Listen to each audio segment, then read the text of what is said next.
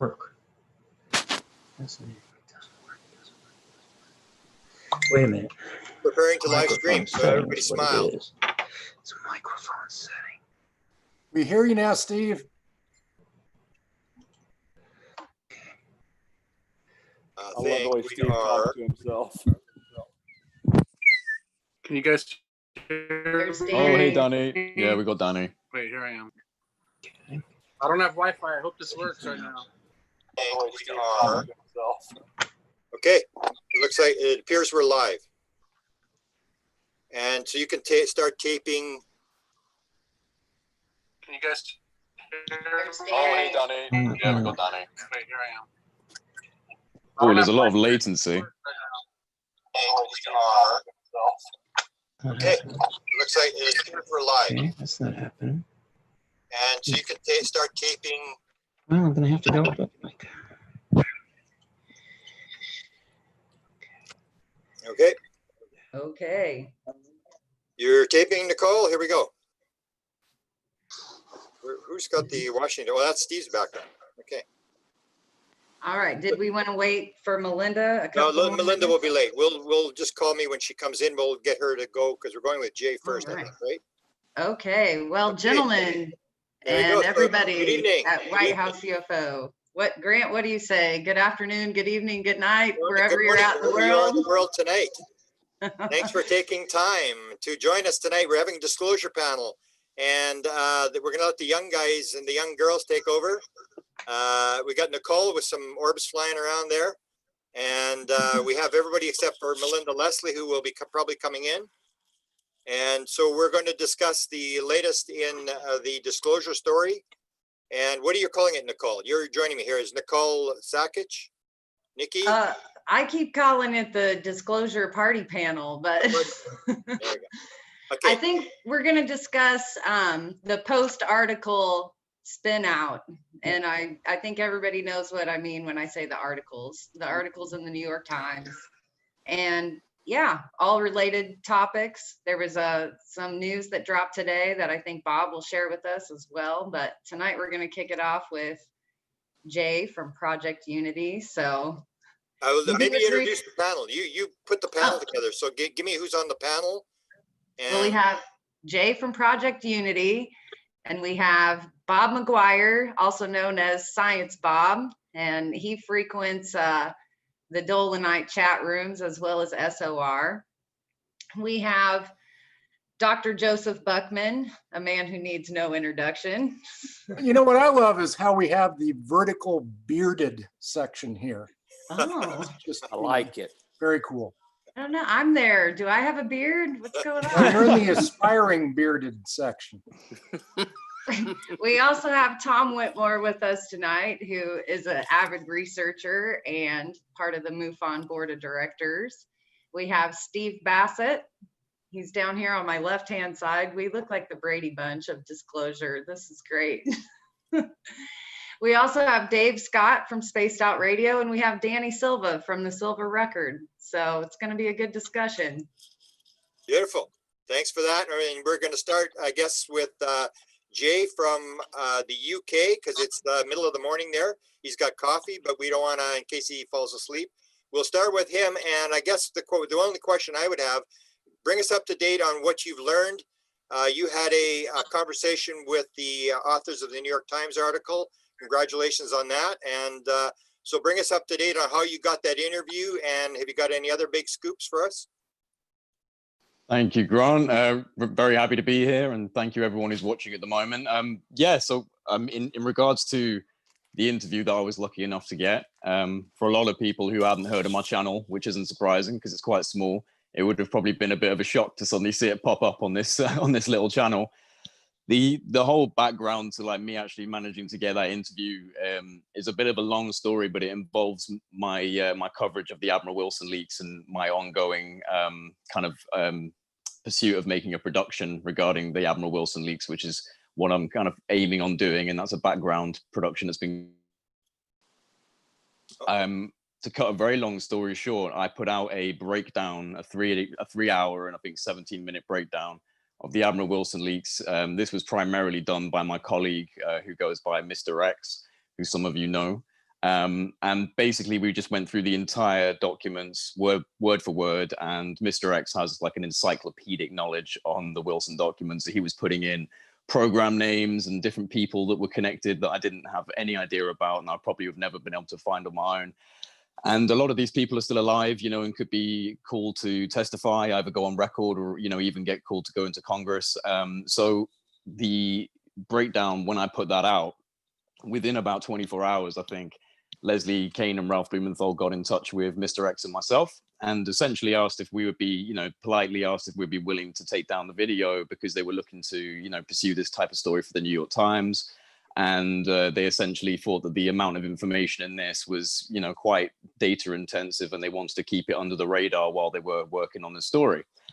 And, you know, me and Mr. X discussed this. Mr. X and Richard Dolan discussed it as well. And we all kind of came to the conclusion that, you know, it might be a good idea to do this. And I thought, well, Project Unity, you know, in comparison to the New York Times, is such a small drop in the ocean, and my influence is, you know, nowhere near the same level. So I thought it would be a good idea to let them do this. But my prerequisite for them, you know, taking down the video for a short amount of time was that I got the first interview. So they were very quick to agree to that. And, you know, they honored that and allowed me to do the first interview with them, which I was, you know, really nervous about. But by the looks of the kind of the response I've got from the community who've seen it so far, it seems to be overwhelmingly positive, which, you know, has been just amazing for me. And I've had a huge kind of like spike in my traffic on the channel. So it's just been like a, you know, pretty profound moment for myself, being quite a small you know, researcher in a small platform, to suddenly get this opportunity. So yeah, I'm really happy with that. I think they did really well. I do think the articles, although a lot of us pretty much know there could have been a lot more detail in them, and maybe there could have been stuff about the Admiral Wilson leaks, and, you know, perhaps we're going to see something like that further down the line. I think they still represent a really important kind of flag in the ground in regards to the narrative, and especially the narrative unfolding in the, you know, like kind of the mainstream media and the public sphere, because, you know, crash retrievals might be normal to us in the community because we have a lot of information over, you know, a huge amount of decades from people such as yourself, Grant, and others in this chat. So we're, you know, within the community, we're kind of oversaturated a little bit. And so sometimes these things might not seem like such a huge deal, but I think that this has a huge, you know, amount of action potential behind it in regards to the crash retrievals now being a part of the discussion. You know, that's going to be eye-opening for a lot of people. And I think with things like the New York Times, it might not be fully educating people like us in the community, but I just feel like with things like this, we're looking more at the lawmakers, policymakers, congressmen, you know, people within the Senate, people within the Senate Intelligence Committee and stuff like that, who are suddenly realizing, oh, right, okay, this is actually a very serious discussion, and they want to start getting things out of the, you know, the classified realm. So I think that although it's, you know, just one small step forward, I think it is a step forward, you know, so. I want to ask a question. Usually I would just go to the next person, but I want to ask you, what kind of bump did you get in your channel after you did that article? And did you get the big phone call from Washington, an insider who's going to tell you what's going on? So, well, when I did the interview, I mean, I was used to having about 40 to 50 people in a live stream, and I think I had about 890 or 900 people. So I was like, oh my God. And there was loads of people like the New York Post, Stephen Greenstreet was in there commenting, and people that were just never in my live stream. So I was freaking out and just having a bit of a moment to myself because it was already, you know, pre-recorded. So I was just sitting back and listening to it going like, oh my God, I can't believe so many people are in here. So that was huge. And I got like a, you know, my subscriber rate essentially doubled, you know, from about, I think, 2,000 at that point to 4,000. So it's been really cool for me. And recently I was lucky enough to go on the Richard Dolan show as well and have a chat with him, which was awesome. And that's given me a little bit more of a bump up. So it's, yeah, like from the article and from the interviews, it's been quite a sufficient jump in my channel, which has been great. There was another part of your question. I forgot what it was. Sorry, what was it? Did you get the big phone call? No, I haven't got the big phone call. Hey, Grant. Maybe it's pending. Let me interject here for a second, since we're talking about subscribers. It's not, the feed isn't going to YouTube. Is that something, do you have it set to prove with Leslie and Ralph? Please. You did kind of get to throw the Wilson documents into your chat discussion a little bit. Will you tell me about that portion? Yeah. Yeah, yeah. I mean, you went for it. So I was glad when I listened. I was like, oh, I did it. Yes. Well, so. it was funny because obviously, like, for those that don't know, Leslie Kane, I can't remember specifically what she was talking about, but she then led on to say that she believes that if there has been any reverse engineering programs, it was a very slow process with very little success. And the moment she said that, because I've been like, reading through the Admiral Wilson leaks, I knew exactly what that meant. I recognized those words straight away. And the thing is, she was trailing off on another discussion. So I was like, right, keep that in my head, keep it in. And luckily I managed to remember it. And obviously, yeah, again, for those that don't know, I said to her, so can I just quickly ask you if your opinion on the rate of success regarding any sort of reverse engineering programs might have something to do with your, interest and investigation into the Admiral Wilson documents. And, there was a little bit of a silence, and she, no, and I think Leslie Kane's awesome, and I get on with her well. But there was a little bit of a stutter, and she kind of seemed like she didn't know what to say, and then she kind of said it. She wished she hadn't have said that, and couldn't really comment. And so I take from that what you will, but I think that's a clear indicator that they're still interested in that. Right. It was a highlight for sure. Thank yeah, you. no, for me as well. No, you're welcome. I was so happy when she said that. I was like, oh, I'm going to jump on that. Who do you want in next, Nicole? Who do you want to go next? Eeny, meeny, miny, mo. Well, let's have our new addition to the panel, Tom Whitmore. Come on down. Hi, Nicole. Hi, Tom. And hi, Grant. Hi, everyone. Beautiful. Thanks, Tom. There's an awful lot of enthusiasm here, and there's been an awful lot of excitement in the UFO field the past couple of months. But I'm a little bit more pessimistic, and I feel that I'm realistic in that I've been involved actively in the UFO field since the 1990s, not nearly as long as Grant has and some other people have. But back in the 80s, 1989, Bill Moore published his confession, both in the MUFON Journal and at the MUFON Symposium in Las Vegas in 1989. And one of the things that he said was he had made contacts, some government-related contacts, and they were trying to bring information out into the public in a way that would not break any laws or break any security oaths. And a couple of days ago, we're having a conversation on this chat room in this group about the same subject.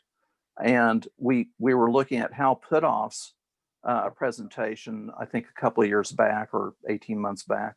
And he said something very similar, that people were trying to bring information out into the public without breaking any laws. So if you look at the long term, we've had people and some consistent people like Hal Puthoff who have been involved in this effort at least since the 1980s. That's 40 years. And we're just now getting to the point to where we have a little bit of information coming out. We have a couple of articles by the New York Times and a little bit of attention from mainstream media. And I think it's important to remember that the impetus for this from Ttsa concerns military activities. Luis Elizondo and perhaps Chris Mellon are acutely aware that there have been very striking UFO incidents involving military activities, particularly in the Navy. And there apparently has been a culture in the military that you just don't report your UFO sighting if you know what's good for your career. And there's also this element, this idea that some of the top people in the military and the intelligence agencies are conservative Christians, and they think it's demonic, and they don't want to deal with this. So what I'm getting at is I think that the results that we have seen have been directly because of the efforts of Luis Elizondo and Chris Mellon, both working with DOD to try to create an acceptable channel of reporting for military people. And they've also been working behind the scenes in the Congress, and they're getting to the point to where the Congress is setting things up to go on the record to expect regular reporting from the DOD level about UFO activities. And I just want to point that out because I don't see that as disclosure, but I do see it as an effort by Luis Elizondo, particularly, and Chris Mellon, to create a workable reporting channel for military incidents. Can I quickly say something? Yeah. Yes. I completely support that, by the way.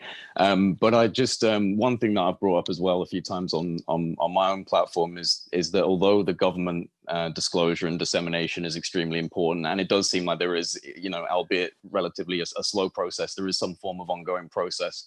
I think that with the level of transparency we've got already coming out in the media and in the political sphere, it might be enough to promote more of a civilian effort. I mean, we've got things like Sky Hub and you know, stuff like that that's starting to come out where we're trying to analyze data from UAPs on a civilian front. And so I think that, you know, although I agree with you, and I think that it's really necessary that we have a push towards government disclosure on a faster level, it may actually precipitate that if we, you know, it may further that, it may, you know, I'm quite tired, sorry.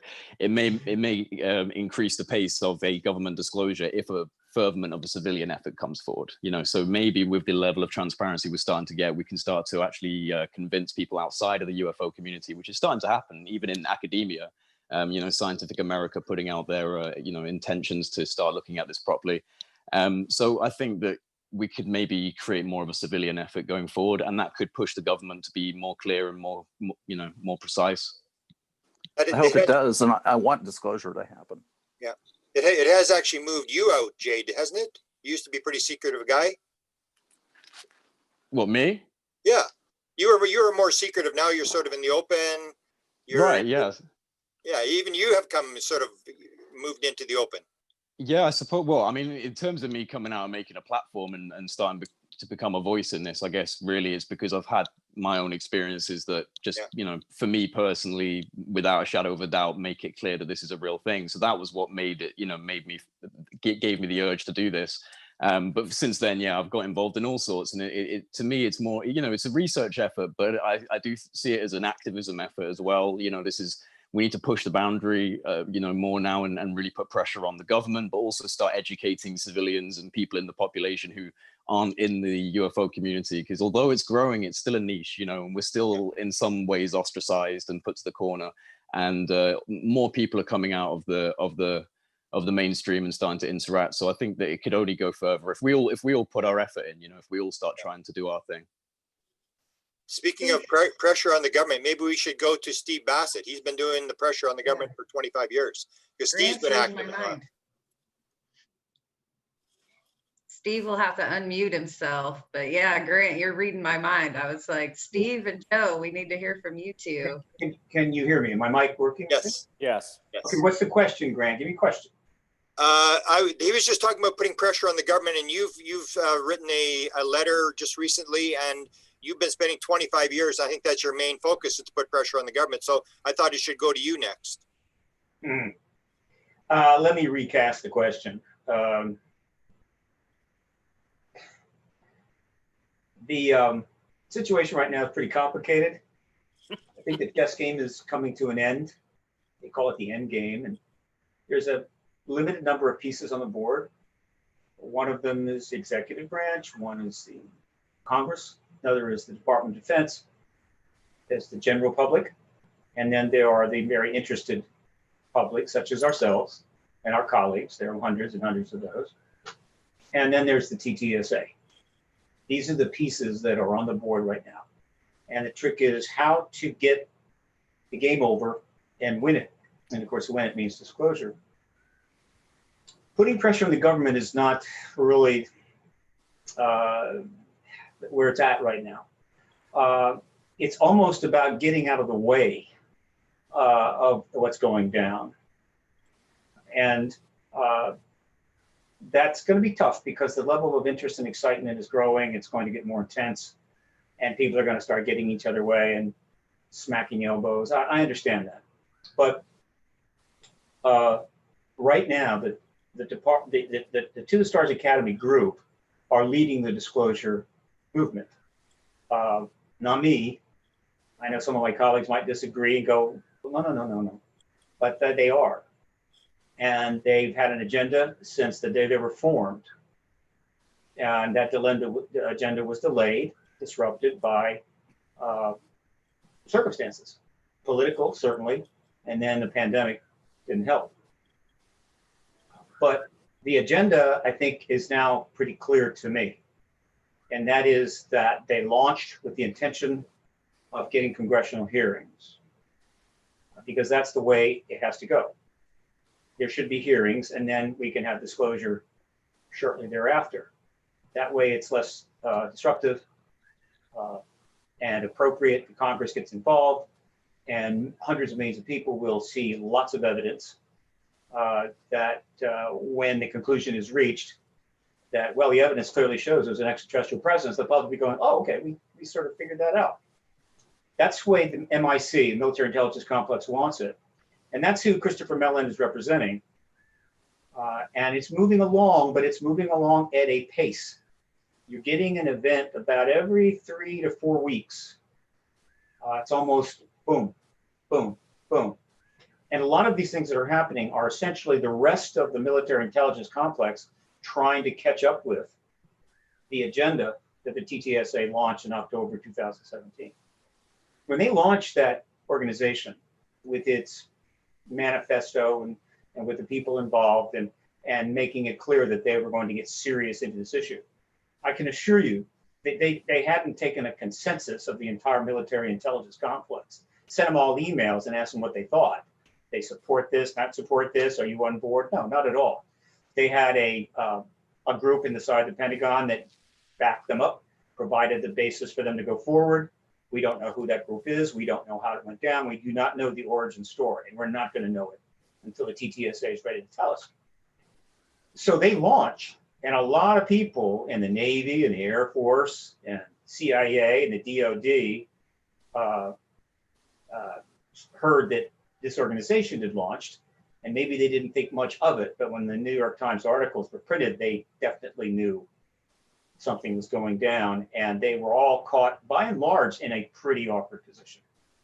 And so since then, you've had particularly the Navy trying to catch up. Eventually, the Congress starts to try to catch up. Right? I think the Army jumped in there at one point, sort of let its presence be known. Catch up to what?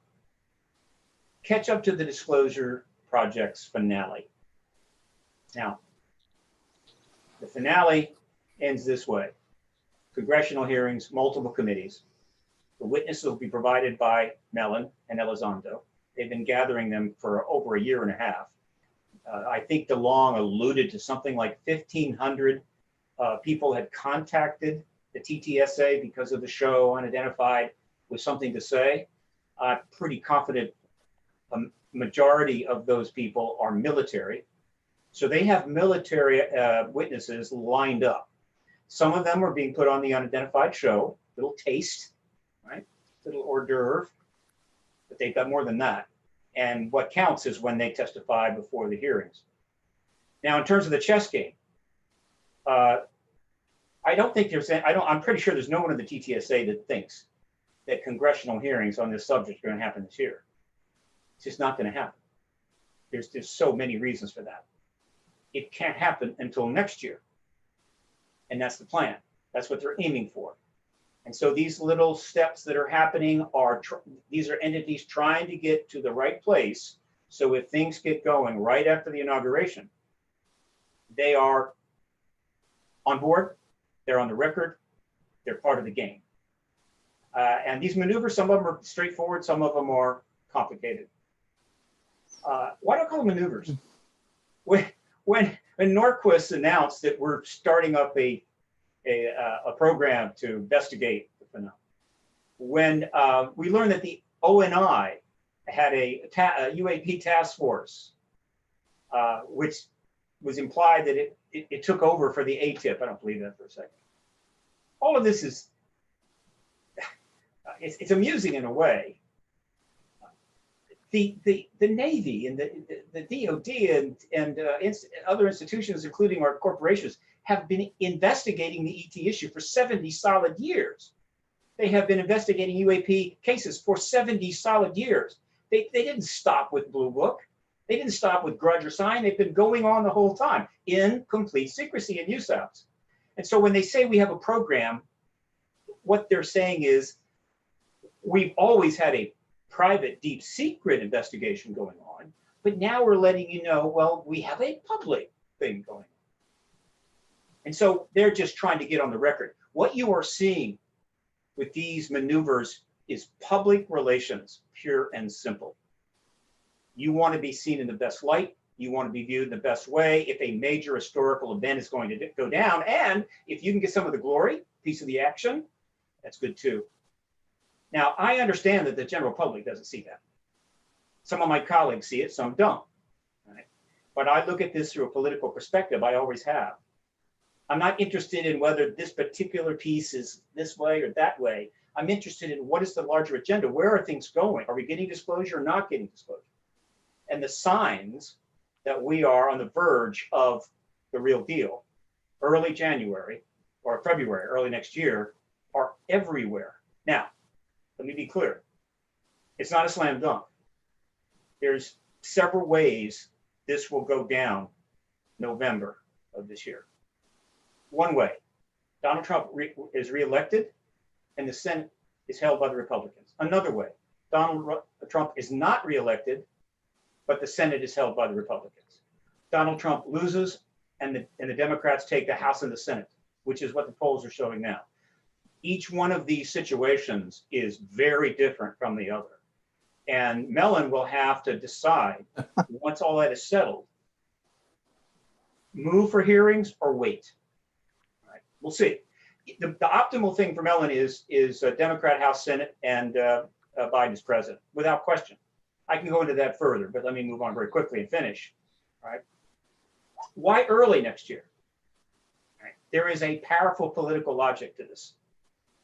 First, if you're going to initiate hearings that are going to be seen by hundreds of millions of people on the most significant and controversial issue in the world, multiple hearings, you don't want to wait until the new administration is starting to have to deal with this crisis and that crisis and this partisan flare-up and this scandal, that whatever. You don't want that. You want to get them done and out of the way before that starts. And most importantly, assuming a Democratic victory, Joe Biden is going to walk into a crisis as big, if not bigger, than what FDR walked into when he was elected president of the United States. It will be an absolute, I don't know how to describe it, shit show. Hey, this is not TV, shit show. So you're talking possibly as many as $38 trillion in debt. You're talking 400,000 to 500,000 deaths. You're talking in excess of 100 million Americans having been or still infected with COVID. That's the confirmed cases plus the unconfirmed cases, but still infections, running roughly around 10 to 1. A massive, still unemployment, chaos, right after the flu season. Steve, let me jump in on you real quick.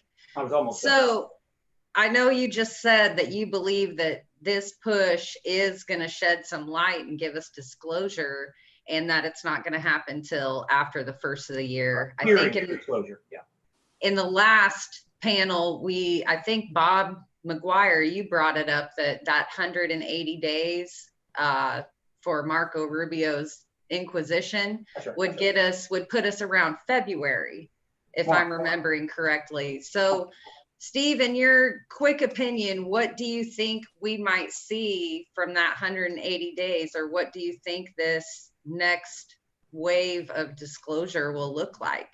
Well, the next wave of disclosure is congressional hearings with witnesses, military witnesses, one after another, primarily on the basis of right. But we've seen that before, though. We've seen that before. What's going to be different? When have we seen that before? I'm thinking back even, well, I guess I'm saying we've seen these commissions, these Senate committees go nowhere. Like where are we going to see this once we drag everybody up there. I mean, Greer drug a bunch of military people up and had them tell their story, and That's that completely just kinda unofficial. went no- That's Totally different. That was completely unofficial. No, Right. Greer- So this official version, what's going to be the difference, though? There hasn't been a congressional hearing on this subject since 1968. My citizen hearing on disclosure doesn't count. That was a mock congressional hearing, all right? Right.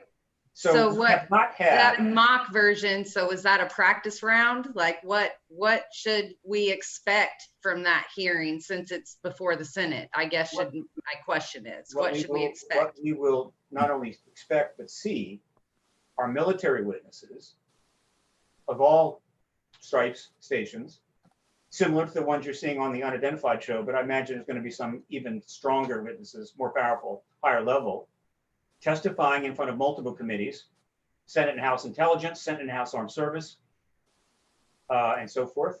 There's no number of others.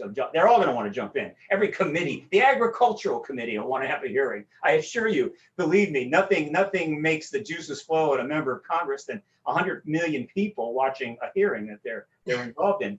And they'll be testifying under oath, not on Unidentified. Right. On under oath to Congress, on camera to an audience.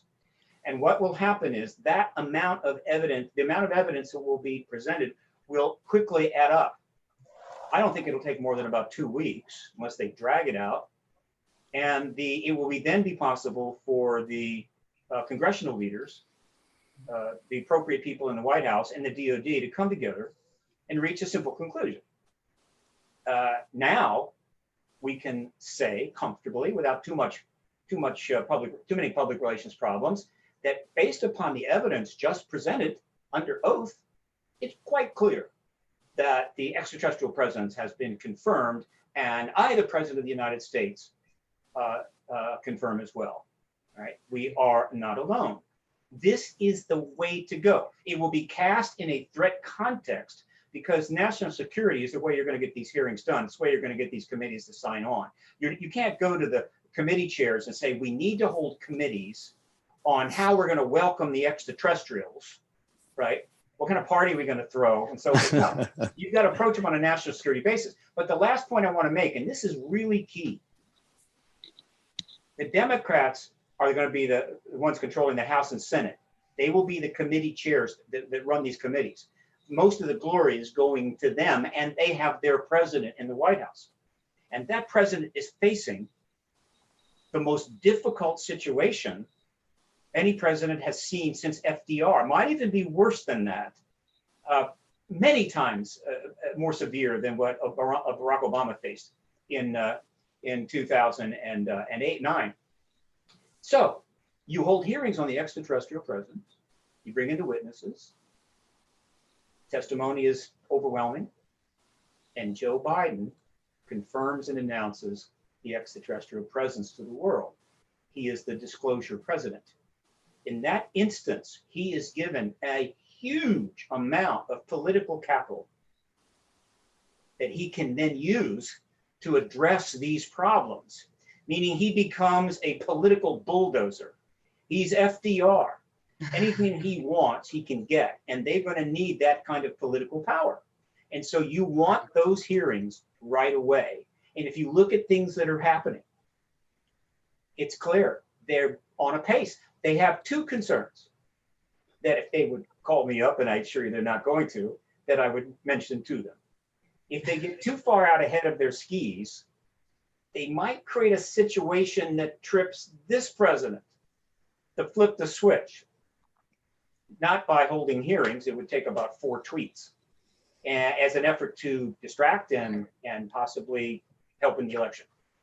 I don't think that'll happen, but it could happen. We've already seen the president bumped 4 times on this issue. The last one was the most concerning because it was bizarre. His economic advisor, Lou Dobbs, out of nowhere, asked him about the UFO issue, like his son did. And the president says to Lou Dobbs, I don't really know much about it. You're the expert, Lou. Right. I'll do what you want. When I heard that, I had a migraine instantly. And so that's one problem. They have one other problem that's even worse. There's somebody out there that doesn't like us. It's been playing us like a fiddle, driving us nuts for 4 years minimum, if not longer. And so since those hearings are going to take some time to manifest, that man could go, oh, too bad. And I'm talking about Vladimir Putin. So before those hearings, Oh, all right. Let's not get into the Russian side of this discussion yet. Pulls it out from under. And this is a serious issue. But I'll tell you, if he did, I would be fine with that. We have disclosure. Biden confirms. Nobody likes Putin. Most people go, yeah, well, Putin's just trying to mess with you. Joe, you're the man. So he'll get plenty of capital from that. The Democratic Congress will get capital. Even the Republicans will get some. And the U.S. will move forward with a disclosure president that I think can manage this issue. So it's not the worst thing that could happen. But if I'm the boys that are managing this, playing this chess game, I wouldn't dawdle. I wouldn't be sitting around going, well, no hurry. You know, inauguration's over. Let's take a vacation for a couple of weeks, see what's going on. Don't do that. Because Putin, it would be a massive embarrassment to us, huge boon to him. And is there anything that's happened in the last 4 years that doesn't, that would dissuade someone from thinking that Putin would never dare embarrass the United States by that action? I don't think so. Well, I'm gonna toss out this question in lieu of what citizens can be doing between now and disclosure. And Dr. Joe Buchman, why don't you weigh in here and tell us your thoughts, and maybe tell us how an average citizen can speak to their local politicians and rally them for disclosure? I don't know. Truth, finally, truth. I mean, and the reason I say that is campaigning between now and November 3rd in a pandemic is different. Right. Yeah, what I was saying 4 years ago, or when I ran in 2008, you know, you go to the town halls and there's a microphone and there's your member of Congress and there's staff and you can get their attention. And I don't think emails are as effective. We talked about this last time.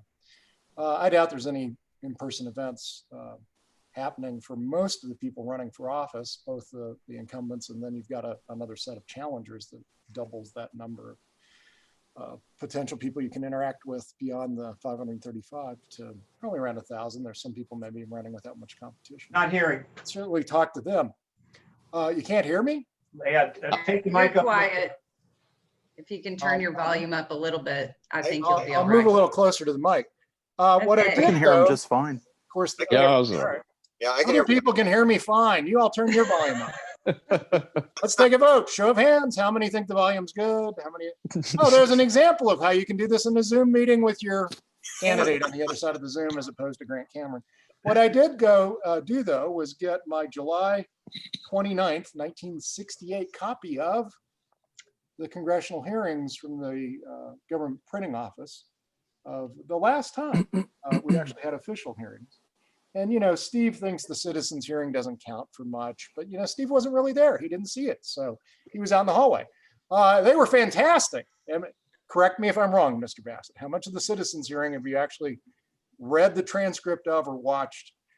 It was an amazing event. I know he was out doing other things that actually made it happen. I'm not trying to be in any way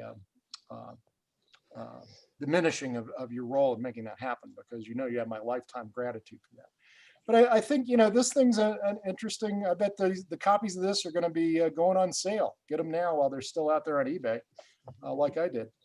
So I think you can point to that and say, hey, look, you know, you guys have done this before, and gee, it was 1968, maybe it's time again. I wanted to address another point made earlier. Yeah, you know, you go back and look at Condon and Grudge and Blue Book and all of that, and there were people saying extraordinary things. And the fear is that maybe this is going to turn into something where we're all really disappointed a year from now or 2 years from now. And it's like, yeah, once again, the ball seemed to be moving and it didn't go anywhere. I think there's a big difference. I don't believe in the 60s, 70s, 80s, 90s that you had what I'm looking at here on my other monitor, the press release that was posted 4 hours and a few minutes ago Yeah. On defense.gov, our official government website, establishment of unidentified aerial phenomenon task force. Exactly. I suppose they put out releases about Blue Book and other things, but this is extraordinary. I have a former student from when I taught at Indiana University who writes for Task and Purpose, kind of an insider military newspaper. He used to write for Stars and Stripes. I guess this is in that. There's a bunch of those out there, who sent me the press release, and I sent it out to the group apparently about an hour after Danny did, not scrolling back up and seeing that it already happened. But I was blown away.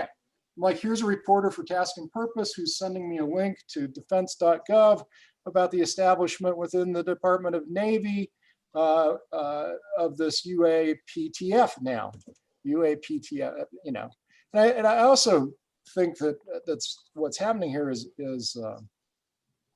intended to make it appear as if UAPs are the new thing, and to completely dismiss this 70-year history of government involvement in research of UFOs, and kill the UFO term, and not open that Pandora's box of what was covered up and hidden. You know, Nimitz being the new Roswell. Yeah. So it's like they're doing it a second time. I mean, there was the Roswell Daily Record came out with disclosure. Steve, it happened. It's there. It's in the newspaper. Flying disc recovered. That disclosure only lasted, what was it, a few hours at most. And then years of stupidity with things like weather balloons and swamp gas and absurdities.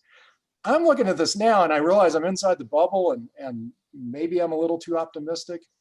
I don't see how they can take what's occurred over the last couple of months, you know, especially with your analysis with Mr. X, going through names and dates and people who could be subpoenaed and brought before committees that apparently know, that you can cover this up with a you know, 2021 version of a weather balloon.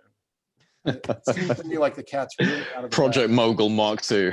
Yeah, I don't. No, but we are maybe- seeing a level of debunking with the Nimitz videos where Oh people yeah, are but you just don't need to saying pay it's- attention to those clowns. You don't need Right. to pay attention to those clowns. I mean, But we have so much data from those things. It's not just the eyewitness though, is it? It's not just eyes on. You It's have the not, radar but- data. You have the Aegis radar. I'm sorry, I get passionate about that.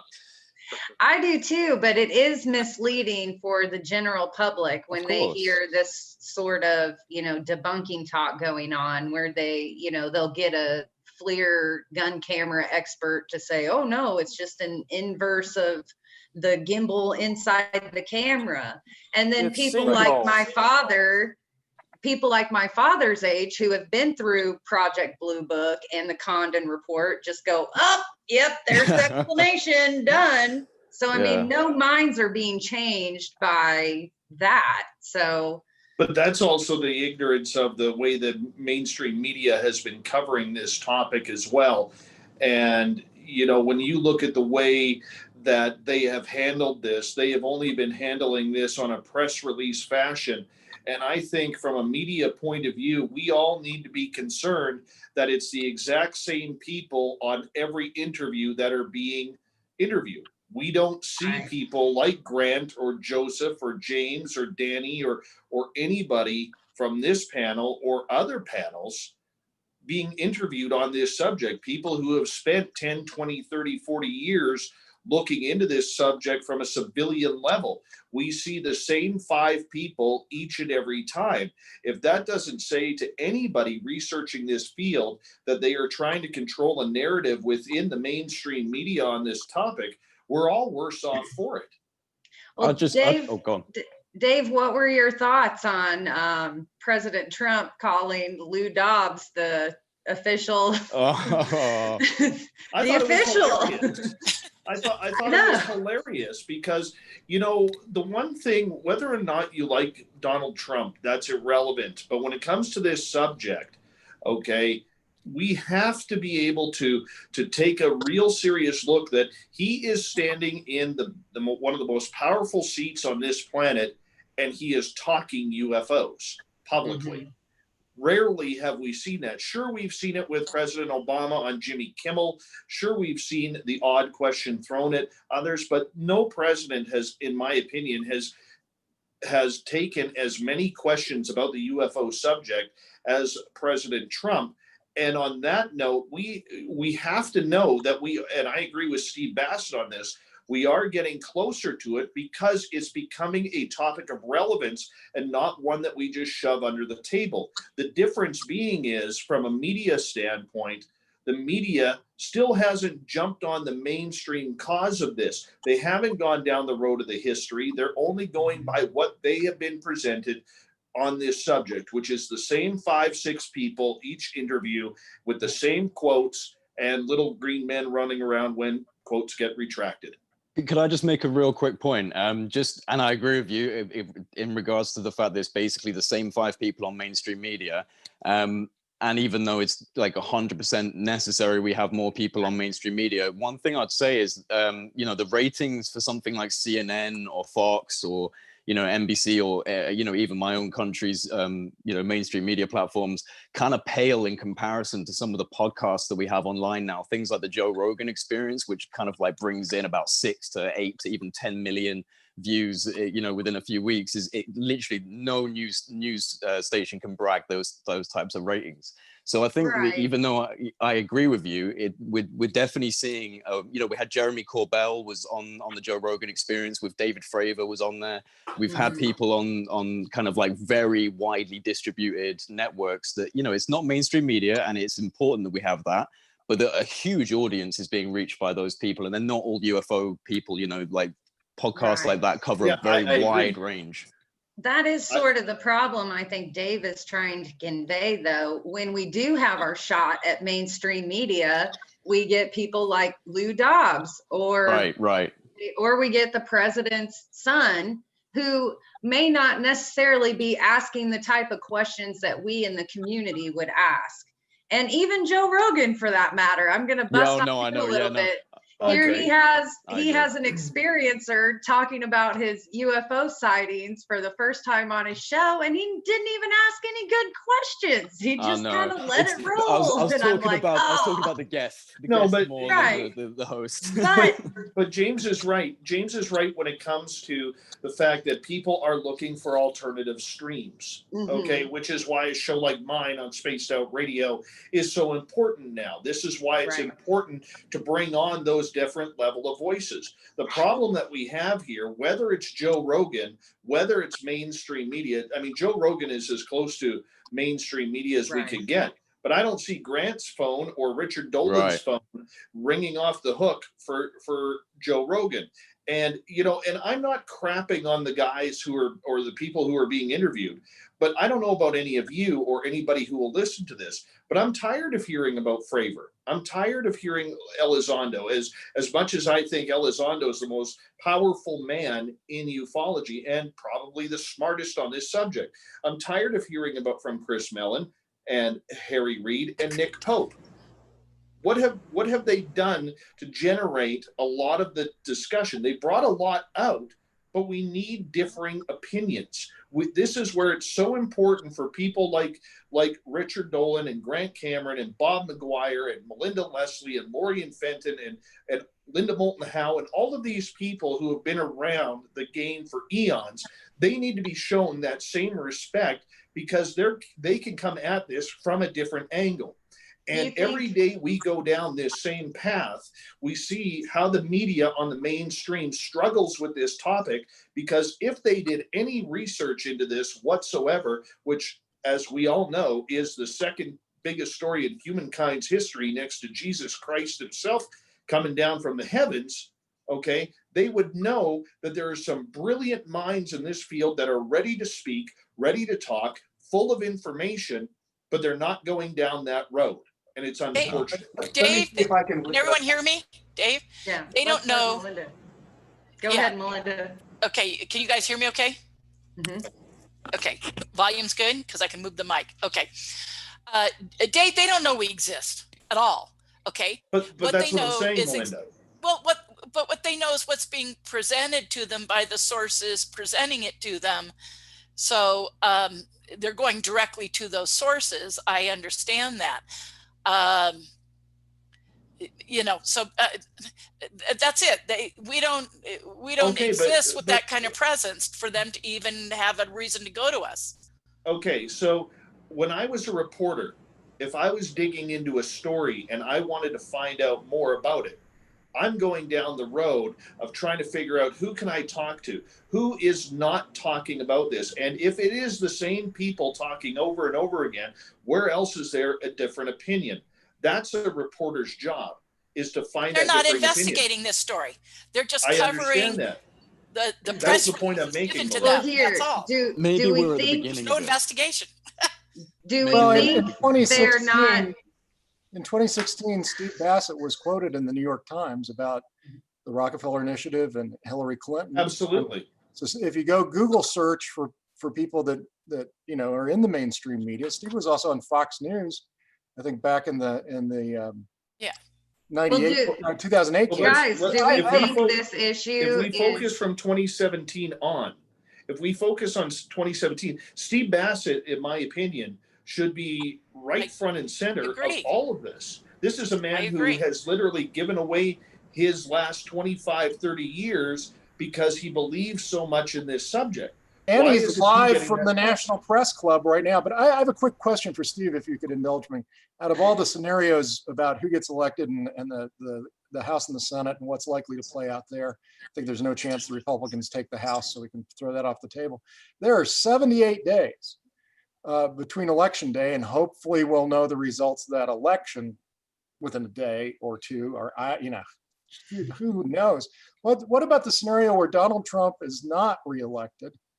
And what does he do between then and January 20th? It seems like that's a real risk for grabbing his claim to fame before he's, you know, removed by the military from the White House so he can move in. Yeah, I have several points. Whatever. One, I'm not too worried about the transition. It's about no. Congress takes over January 3. So essentially, it's 60 days, 61 days from the election to the Congress convening. It will be a Democratic Congress. Once the election is over, Trump's power is gone. And so if he tried to make a maneuver like that or on anything, frankly, no one is going to pay attention, and no one's going to cooperate with it. So I'm not too concerned. I'm more concerned about something before the election as a maneuver, desperation maneuver, to try to distract people to maybe get elected. So I'm not too concerned about the transition. However, let me assuage some of Dave's pain. All right. Look, when the Ttsa was announced, I kind of knew what was going down, and I knew that they were not going to be giving us lots of calls and inviting us out to Encinitas to meet with Tom and break bread. No, it's not going to happen. The reason is I've been invited. Lots of people have been invited. Some people have been invited, but not many. And in terms of a public acknowledgement or referring to us in front of the camera, again, it's been as little as it could be. And the reason was this: the agenda was to get congressional hearings, right? Bring the issue up, elevate it, get hearings, get disclosure, and end this thing, which obviously some people inside the Pentagon want to see ended, the truth embargo.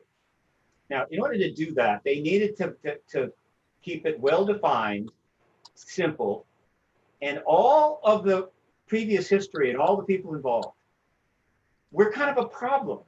Right. Because we have all this baggage, right? And we have all the questions to ask that they can't really answer right now. And so they knew that the Congress doesn't want to hear, oh, Elizondo is part of this program and he's pulling stuff together and he wants you to talk to Steve Bassett. I assure you that's not what they want. We were a problem to them. It doesn't mean that they disdain us. It doesn't mean they are not aware of us. But for what they had to do, they needed to stay within certain lines in order to get it done. Now, with that in mind, I'm working behind the scenes on another approach. In other words, I'm working to try to get as many of the researchers and my colleagues to start preparing to position themselves when disclosure does come. In other words, we've got about 7 months to do so what I think what we're trying to say is, in a pop culture way, what we're seeing is a reboot or like a 2.0. They don't want to waste their time with you guys who have been digging into it for 30, 40 years. They just want the modern, what's going to get the youngest age bracket, what's going to get the biggest Nicole. people involved for the longest amount of time. So There's Danny, a lot of assumptions what'd you going on get right now. invited to? Real quick, everyone, I'm getting messages from people. We are not live right now. Is that well Yeah, understood? I was going to try and interject and say the same thing. We're not live. Yeah, I'm hearing from a lot of people who are like really disappointed because they're all trying to watch. It's recording, so I guess it'll share when we're. What will be the delay on them seeing it? Probably. Yeah, we addressed that at the beginning. Until the end, until we're in and it closes. Then YouTube processes it and then it's out. Yeah, we'll put it up right away. Okay. There's a lot of assumptions going on about Ttsa, though. You really get to talk to them, and I think a lot of people would get a different idea of how they're going about things. They care about the community. They're reaching out to people, and they care about everyone. Of course, the public is their main goal, and the politicians are their main goal, but they're not, giving a cold shoulder to anybody here. Well, not everyone does get to talk to them, though. Oh, I'm not coming at this from a Ttsa level, Danny. I'm not coming at this from a Ttsa level at all. The point that I'm coming at, as someone who has experience in mainstream media, is the fact that the media has not done the public any favors outside of the press releases and what they've been handing it. It's all been softball journalism on this subject, where nobody has, outside of Blumenthal and Keene, have done anything in depth on this subject. Dave, I have to disagree with you strongly here. Sure. And one of the reasons is that one of the principal things I do is track the media in the subject. As I've mentioned many times, on my website, there's a print media archive. There have been, last I counted, 675 articles written about the Ttsa and the Nimitz case and other related matters that basically spring from the Ttsa. 675. There are a number of reporters that are writing very good stuff. MJ Banias, Tom Rogan, and others. The Drive is doing extraordinary work. There's plenty of journalistic coverage. Well, okay, Tim, one second here, Steve. Okay, when you're still looking at fringe media, when I'm talking mainstream media, I'm talking the television networks, I'm talking the mainstream newspapers that people pick up on their daily basis from the corners or read online. If I pick up the Vancouver province here where I am in British Columbia, there is nothing on UFOs. Okay, Dave, go to my site and look at the articles.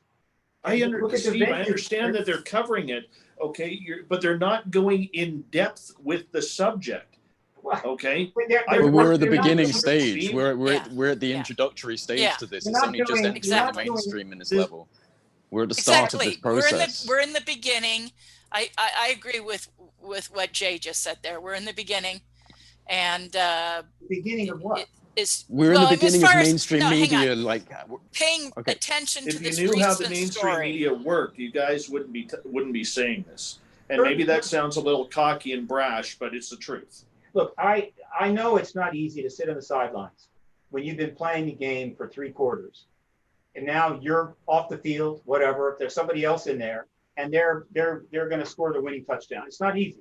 You're on the team, but nobody really is paying attention to you. They're paying attention to the 11 guys on the field that are about to take it over the goal line, win the game, and get the glory. It's not easy.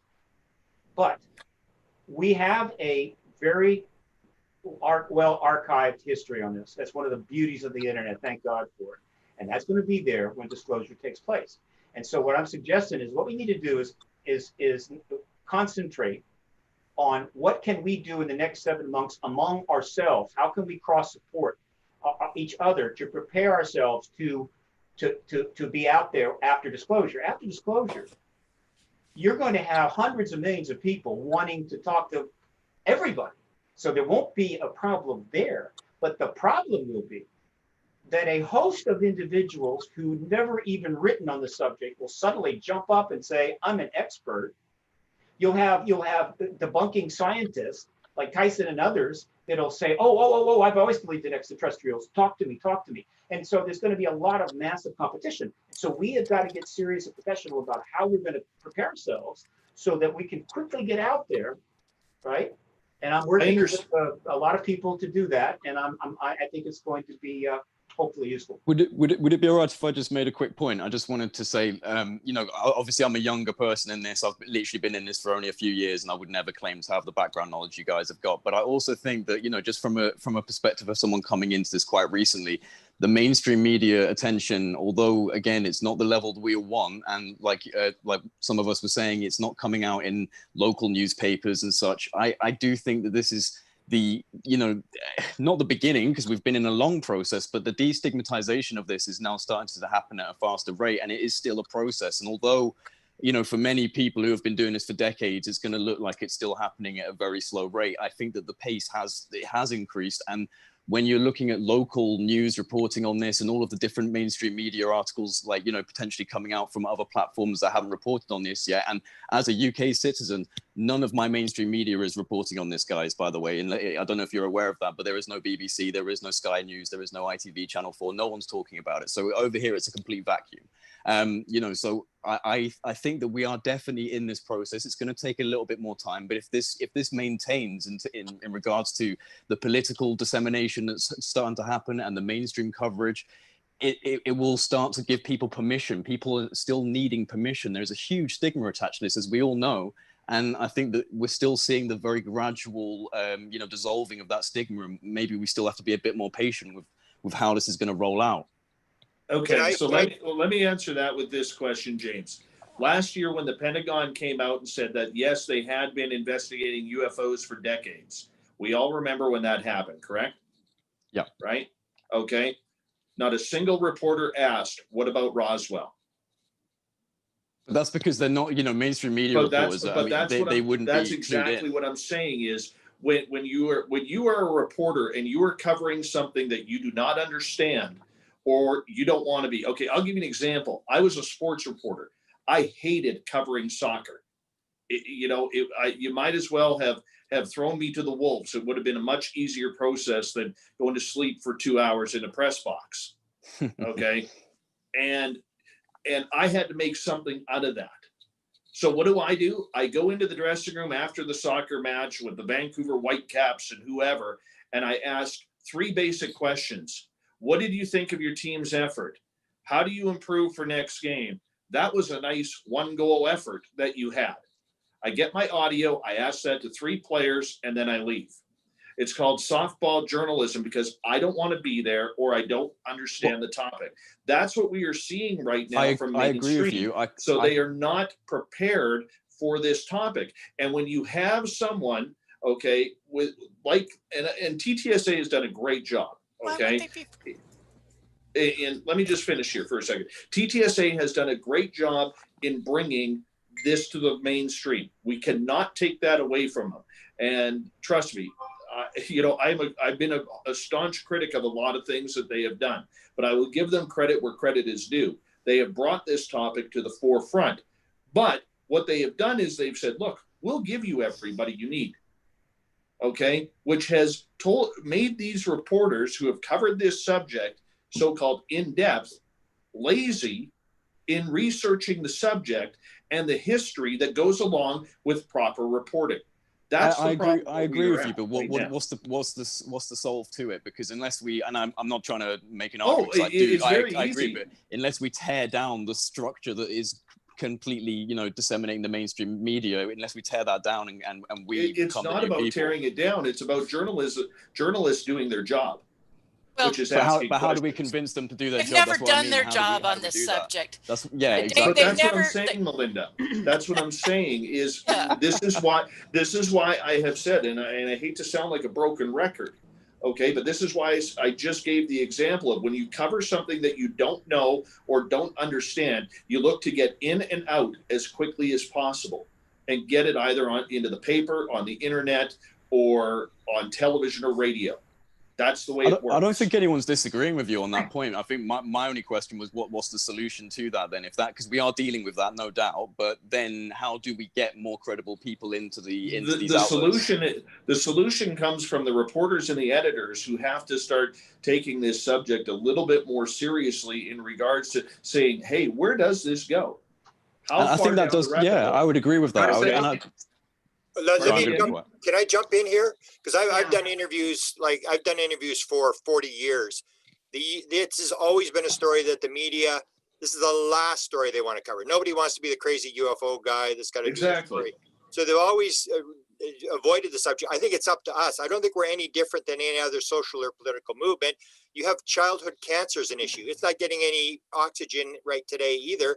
This story is being killed by Donald Trump. I mean, there's nothing but Donald Trump on media.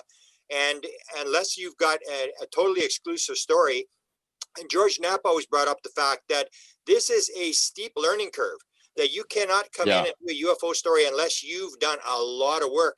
And the vast majority of media people, it's like today we're doing this story, tomorrow we're doing a story on dogs, and then we're doing this story, and you don't have 2 years to learn all the insides and outsides of this sort of thing. So I think it's up to us to push the story and to give it to the media, because they're basically just doing their 24-hour story. They've got to do this story, that story, and they really don't care about the story. It's always been like Deborah Orrin talked about when she asked the question of Webster Hubble in 1997, when Hubble said he'd been sent out by Bill Clinton to look at UFOs. She asked the question, and then she said, the guy walked around at the press secretary, and then she said, I asked them, is it true what Mr. Hubble writes in his book? And the guy said, we're not going to comment on what people put in their private books. And she said, I stood there and I waited for someone to follow up, and they all rolled over and played dead.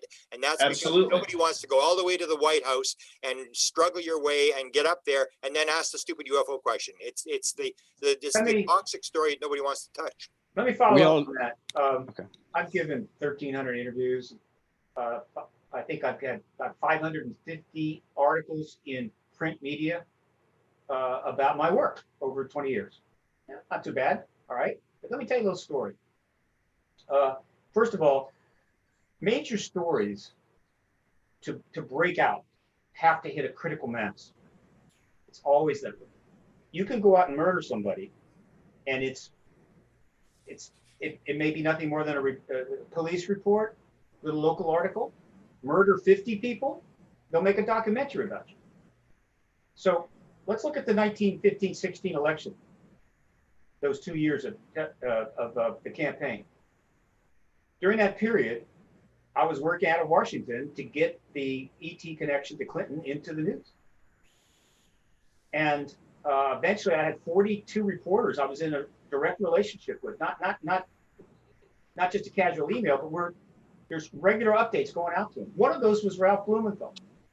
I tried very hard to get Ralph to dig into this. He couldn't do it. He gave me a couple of reasons. All right, but I was talking to him. Also, the science guy, the Pulitzer Prize winner, what's his name? Can't remember. Board, whatever. Over 500 articles were written about the Clinton ET connection. So many articles that she had to go on Kimmel. Podesta had to go on shows. Her husband went on Kimmel. He went on Colbert. They had to tweet about it. They were being forced to it. And each article generated, or each rather Steve froze up. People generated more. He's still all right on my one. Okay. So can I change the subject totally? Yeah, actually, we should be talking about the UAPTF. It's like the biggest story since AATIP. And, all right, Danny, take it away. Today. Take it away. Boom. Let's talk about it. And then after Melinda's gonna give us a Jim Semivan update. So let's hear from Danny Silva from the Silver Record. The UAPTF story is massive. It's almost as big as 2017, and it broke today. Well, bigger. A big new piece of it broke today, and I've been able to confirm now that they've been funded. The program has been stood up. I said this on the last panel that UAPTF is the continuation of AATIP. This is a huge deal. What Lou Elizondo did, he had to leave the program to get them more attention, and that's worked now. So he put everything on the line to do this, and what Ttsa has set out to do, it's worked. Him and Chris Mellon, that's all worked, and that's why they're getting interviewed the most, because Elizondo and Mellon are doing the most. But this is it's a really big deal. Not only that, it's in the intelligence bill, like we talked about last time. So this is huge. I mean, if we want the media to be involved, this is what's going to get them involved. I'm expecting a huge media push. It's already getting picked up on ABC and lots of different channels and different avenues just today, and it just broke like somebody said 4 hours ago. So this is a really, really big deal. And not only when the Times article first came out in 2017, it was misreported. It was reported two ways. One, that the program ended in 2012. Well, then they followed up with the Elizondo quote that the AATIP was still going. But a lot of major mass media reported that it ended in 2012. I think the public was able to kind of put that in a box and say, oh, well, they had a program, but it's gone. But the thing is, now they can't do that. There's an ongoing program. I told Richard Dolan when he interviewed me, I just want to shake the public now and tell them there's an ongoing task force currently going on in America. This is a really, really big deal. They can't hide it anymore. It's not in the past. It's currently happening. And they're not hiding it. It's on defense.gov and went up on at 4:13 Eastern time on a Friday, which is almost right out of Dolan's after disclosure book. Late on a Friday, up on defense.gov, I'm looking at here on my other screen, establishment of an unidentified aerial phenomenon task force, August 14th, 2020. Which isn't 100% accurate. Come back and look at that as another date that may go down in history. They're kind of spinning it a little bit because this is AATIP, and before AATIP, there was another AATIP. So yeah, they are spinning it a little bit. But they weren't up on defense.gov as a press release, right? And I'd like to add, this is again pointing towards the de-stigma. Yeah, this is getting destigmatized. Yeah. When Marco Rubio was saying he'd rather have it be aliens than have it be Russia, I mean, this is a huge deal. We got Mark Warner. We have both sides of government. When do people think that we're going to get off the Russian Chinese? Out of this totally. I think we need to remember that this is a military effort. This is not a general public civilian UFO disclosure movement. Right. They've made some progress in getting the military to be able to have a reporting channel. I mean, MUFON was supposed to be that, and a part of me thinks like we're all wasting our time looking at the government. We should just only be looking at the phenomenon. The thing about that is the general public looks to the government for disclosure. So when we talk about it, the general public doesn't listen to us. It has to come through the government in these major channels, and unfortunately, we're kind of stuck with that. But that's why it's such a big deal that the task force is here. It's open. I keep saying I hope that some of the leaders of the task force come out and do a press conference. I don't think that's going to happen anytime soon, but eventually that might be on the table. This is a really, really big story. It's not going to stop. Once the bill gets passed, they have 180 days. The clock is on. The heat is on their butts, and they got to do this, and they got to turn in the report. Somebody said it. It's not a slam dunk. Maybe they're going to phone it in. Maybe they're going to say it's classified and they can't. But I don't know why they would have done this in the first place. Another point I brought up in the last panel is that they're the UAPTF, which is AATIP, they're kind of at war with some of these SAPs, and they're trying to get this really secret stuff out to be just kind of secret. It's not a special access program, UAPTF. It's for the public in a way. How do you know that? Can I just ask how you know that? Because if that's true, that's fantastic news that they're trying to dislodge unacknowledged SAPs and things like that. Ask Melinda. She talked to Jim Semivan. I know that. I get it from Jim. Yeah. All right, go ahead. I get it from other places. I think both of you should tell us where you get your information on that topic. Jim Semivan. I'm happy to tell you. I don't name drop who I talk to, but you don't have to name drop. I'm just saying, what have you been told in regards to dislodging information from unacknowledged or SAPs? That's pretty major. Yeah, I think it is major too, and I think it's been, if you read between the lines of a lot of the Ttsa stuff, they're trying to get these secrets out. You can read Tom's tweets; it's kind of in between the lines, but it's just what I'm reporting. Let's hear from Melinda, who talked. But hang on. I want Danny to feel like he said everything he wanted. And Dan, right before all this, you had said something about that you had gotten information from George Knapp, and I was curious what he was saying about it. So I want you to feel like you finished, and I also want to hear what Knapp had to say about all this. What I was talking about George Knapp is he was the first one to report the press release, and then everyone jumped on it. I think Mystery Wire and George Knapp had it first. But I just want everyone to be really excited about this, and it's really, really positive. I know we've been burned, and people have been burned over the last decades, but nothing has been like the last 3 years, and it's just really great. I think we should all be excited right now. And this UAPTF thing, and the bill, the intelligence bill, and everything else that's coming out. Joe Buchman's right. No press announcement has ever been like this press announcement that went up on defense.gov. This is just completely different. It's great movement. It's amazing. Everything that's happening is amazing. To the Stars has worked, everything they've done.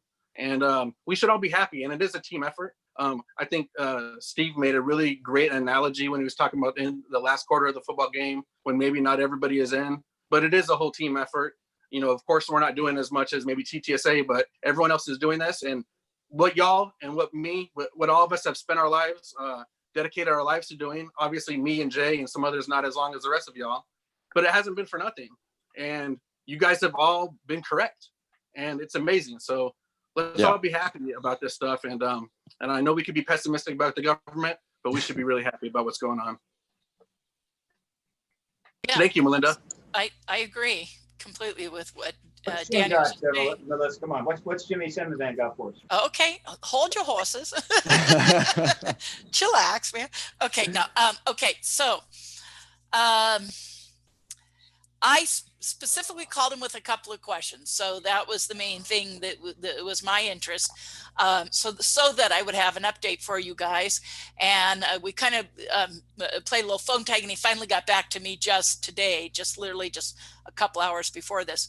And I specifically said, when is the House, and this was before I knew about the press release we were just talking about.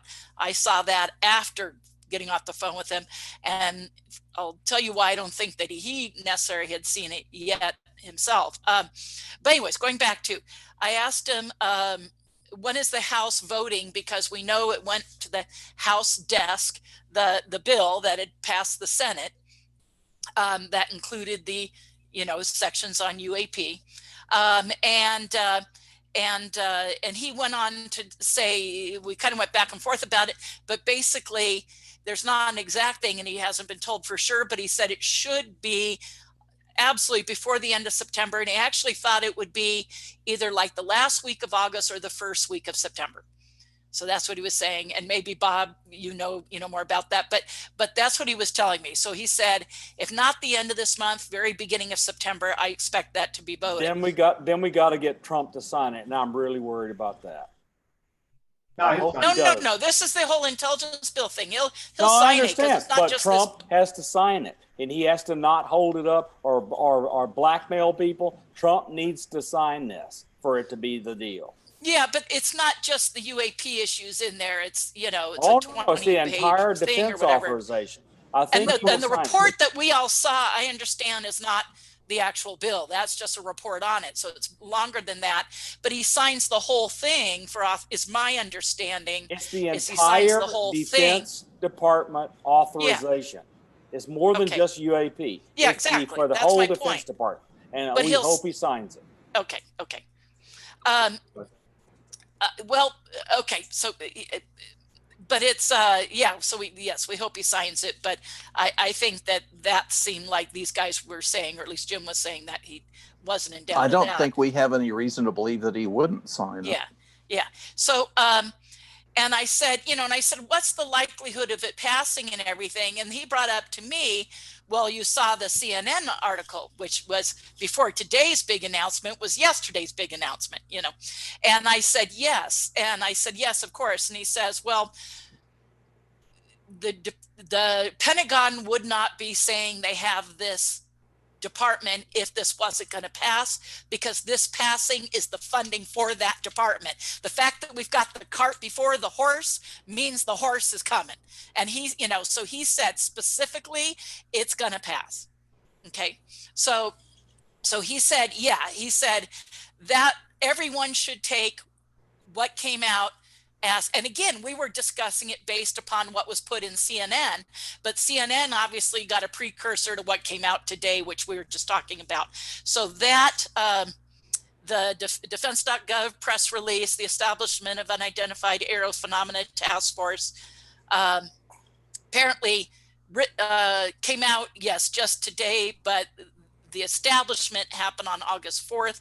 But he said the fact that CNN had word of that, and now I feel like now we've got the exclamation points at the end of the sentence, which is what came out today directly on the government's website, on the Defense Department website. So then you go, okay, this is absolutely signed that this is going to pass, because he said this is just, the bill is just the funding for that. They've announced that it exists as an, like it already exists. Okay. So he said, this is like an after effect. So he said, everyone should take that as this is absolutely going to pass, because otherwise, he said, they would not have put that out.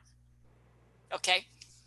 And I think that's huge. I think that's a huge takeaway, you know, from him, to say everyone should take this as the bill's absolutely going to pass, because that would not have come out otherwise.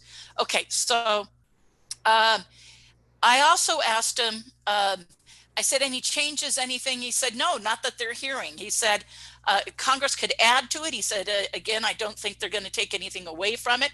They can add. But he said, the fact that we've already got the news coming out about the existence of the group, he said the bill's going to go through for its funding, or they wouldn't announce that the group already exists. So, you know, so he said, again, it's a timing issue with getting the, you know, the money and everything, but he said it's a done deal. He was telling me they absolutely expect it, you know. Okay, so going back to, I also asked him, was Kamala Harris briefed? And at first he said, well, I don't think so. I don't know who all was present. And she's on the Senate. She's on the exactly, Intelligence Committee, Defense Committee, I brought that up. and Homeland Okay, Security okay, Committee. Hang on. I brought up that I had heard. Now, I have not seen, and Bob, if you have it, and stuff can be provided to Nicole, like the press release that was just shown, to link to under this. When this gets posted, that's got to be linked to the press release. I have the so link. everybody can go look at you. it. But if there is something showing that she is on the Senate Select Committee on Intelligence, because Bob, is that your understanding that she is? You can go to her website and see she's on the Intelligence Because Committee, I brought Defense that up. Committee, and the Homeland Security Committee. Okay, I brought And that Judiciary. up. Okay, I brought that up to Jim, that I said that was my understanding, that a few people had told me that, and he said, "Oh." He went, okay. He goes, yeah, well, okay. If she's on the Senate Select Committee on Intelligence, he said, everybody on, exactly. He said, everybody on that committee went through those briefings that they did, them and the Navy. Okay. So he said, therefore, yes, he said, if that's the case, then she was absolutely briefed and was present for those briefings. So you guys, that's another huge takeaway, I thought. He said the Navy and those in charge, and I thought that was something new from him. He'd already said it was to the stars doing the briefings and the Navy, but he said the Navy and those in charge. And so I guess he's talking about the new people with the task force beyond the Navy, this gentleman with this other group. You guys can tell me the name in just a second, or I could look it up. But that they want to know what is going on. And he said that's the good news is they really want to know what's going on with this. And yes, they want to get into the history and everything. Everyone, I know we're talking a lot about that. That's down the road. Okay, he says, you know, that's down the road. We're starting with square one. We're starting with incursions into military airspace, you know, because that's how they're selling it. We all know that. We all get that on this panel. He said, eventually the shoe will drop on the government saying we're not alone. In other words, what's behind this, the extraterrestrial presence. So he said, you know, eventually the shoe will drop. And he said, whether that's going to be 2 months or 6 months or a year from now, but he said that's coming because this is the beginning of a process. He said, we're not done, meaning to the stars and the briefings, they're not done. Okay, so they're going back to, I said this on the last panel, they're going to go back and talk to these guys more after the 180-day report. So this thing passes end of August, beginning of September, like Bob said, goes into effect October 1st. Then there's the 180 days. I asked Jim about all that. He said that's how it should work. And then it goes into effect. And then the report, you know, goes to the Senate. It is supposed to be a public report for people, that's supposed to be made public.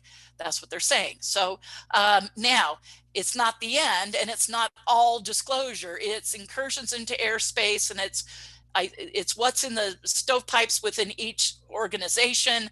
And from there, he says, we go back and we tell them, now look into this part, where to dig deeper. And he said there'll be more reports and more. This Melinda, is the beginning of a process. real quick. Yeah. Let me jump in real quick, since sure. You just dropped a bomb there, I think. And I dropped a couple bombs. Well, I immediately thought, and Grant, you could help me out here a little bit because I think you actually posted it. What did Tom DeLonge say? Was it last week where he did in Tom He's going fashion? to explode a big deal tomorrow. Sunday. Well, let's go back to this post. I think we even shared it in our group. He said he's going to reveal some major crap on Sunday. Well, we'll have to pay attention till Sunday. Yeah, guys, I have to tell you something funny on that. Jim's on the phone with me. It clearly went longer than he and I both thought the phone call would go, And so we're on the phone for, just short of an hour or something. And he says, I got to go because I'm supposed to be on a Zoom call right now with Tom.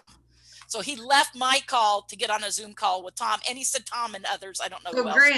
Grant, remind us of your post, your latest Tom DeLonge post, because he got real cryptic at the end.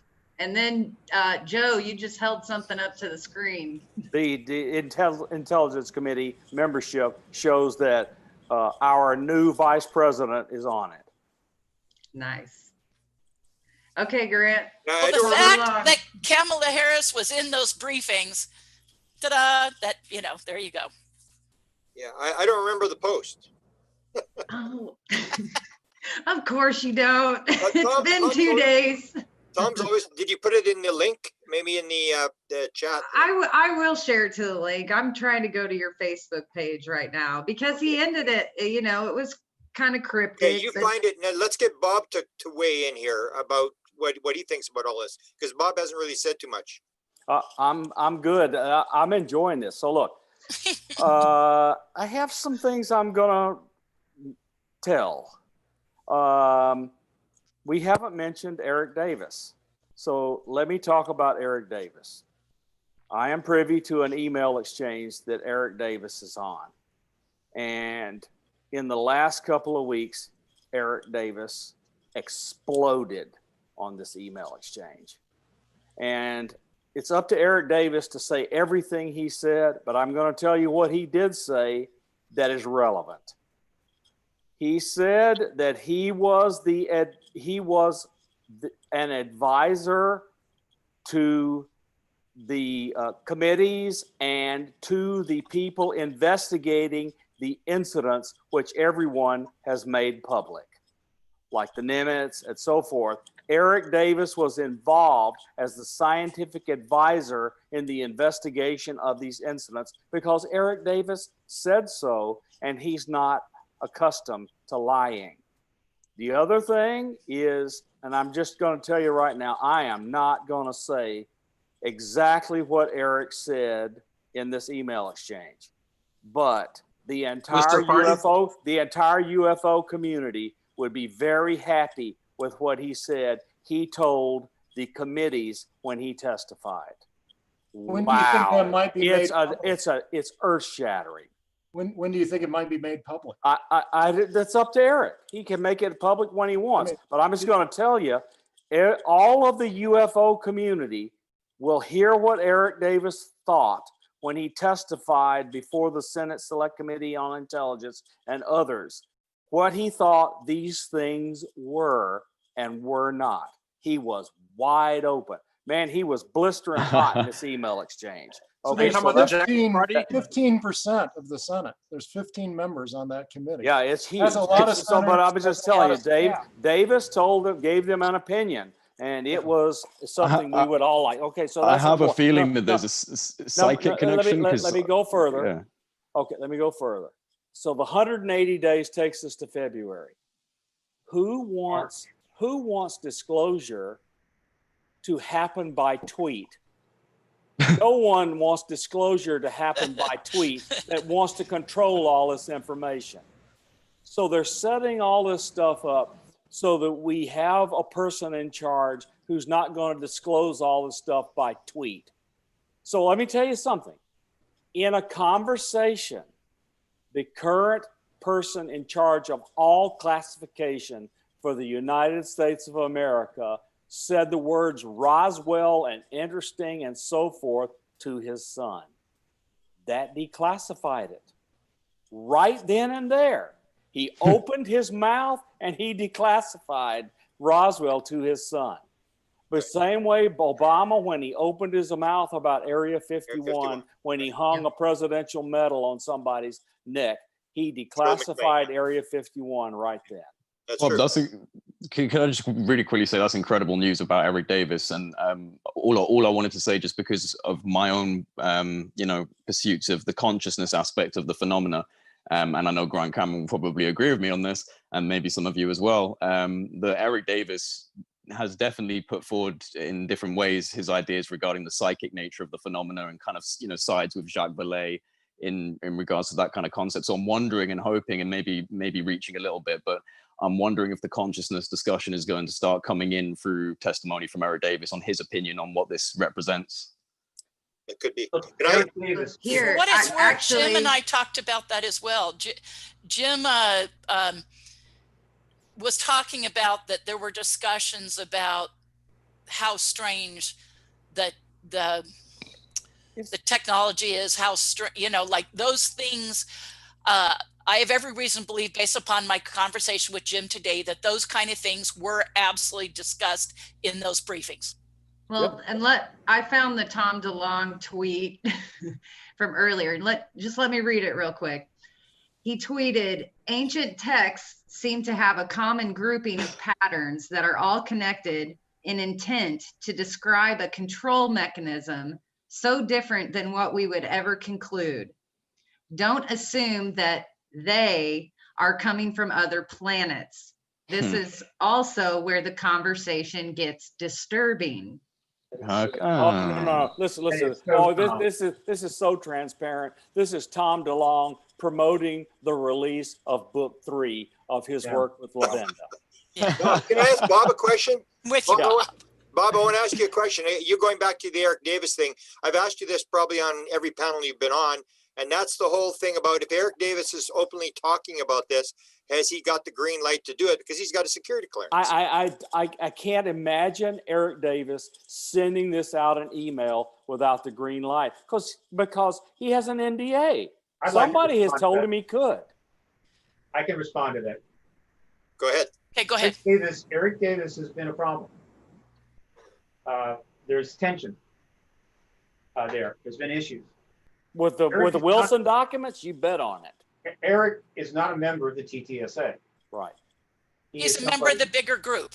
Well, he may be part of the bigger group, or he just may be somebody that's got a lot of connections to this issue and has for years.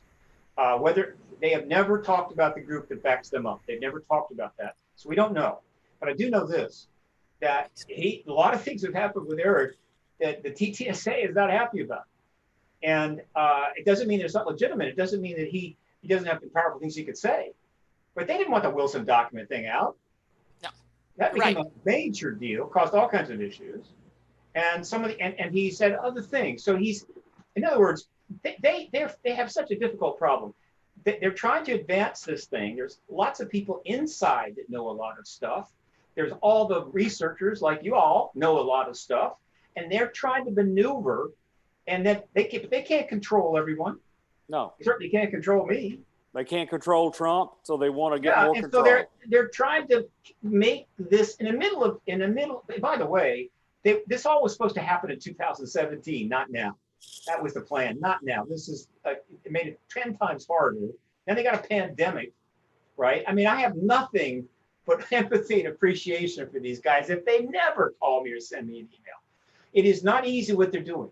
But nevertheless, Eric is just I'm going to say that. Look, he is putting stuff out, but it's causing problems for them. And I think there's some other people that are probably somewhat of a problem. But I have a question for Melinda Leslie.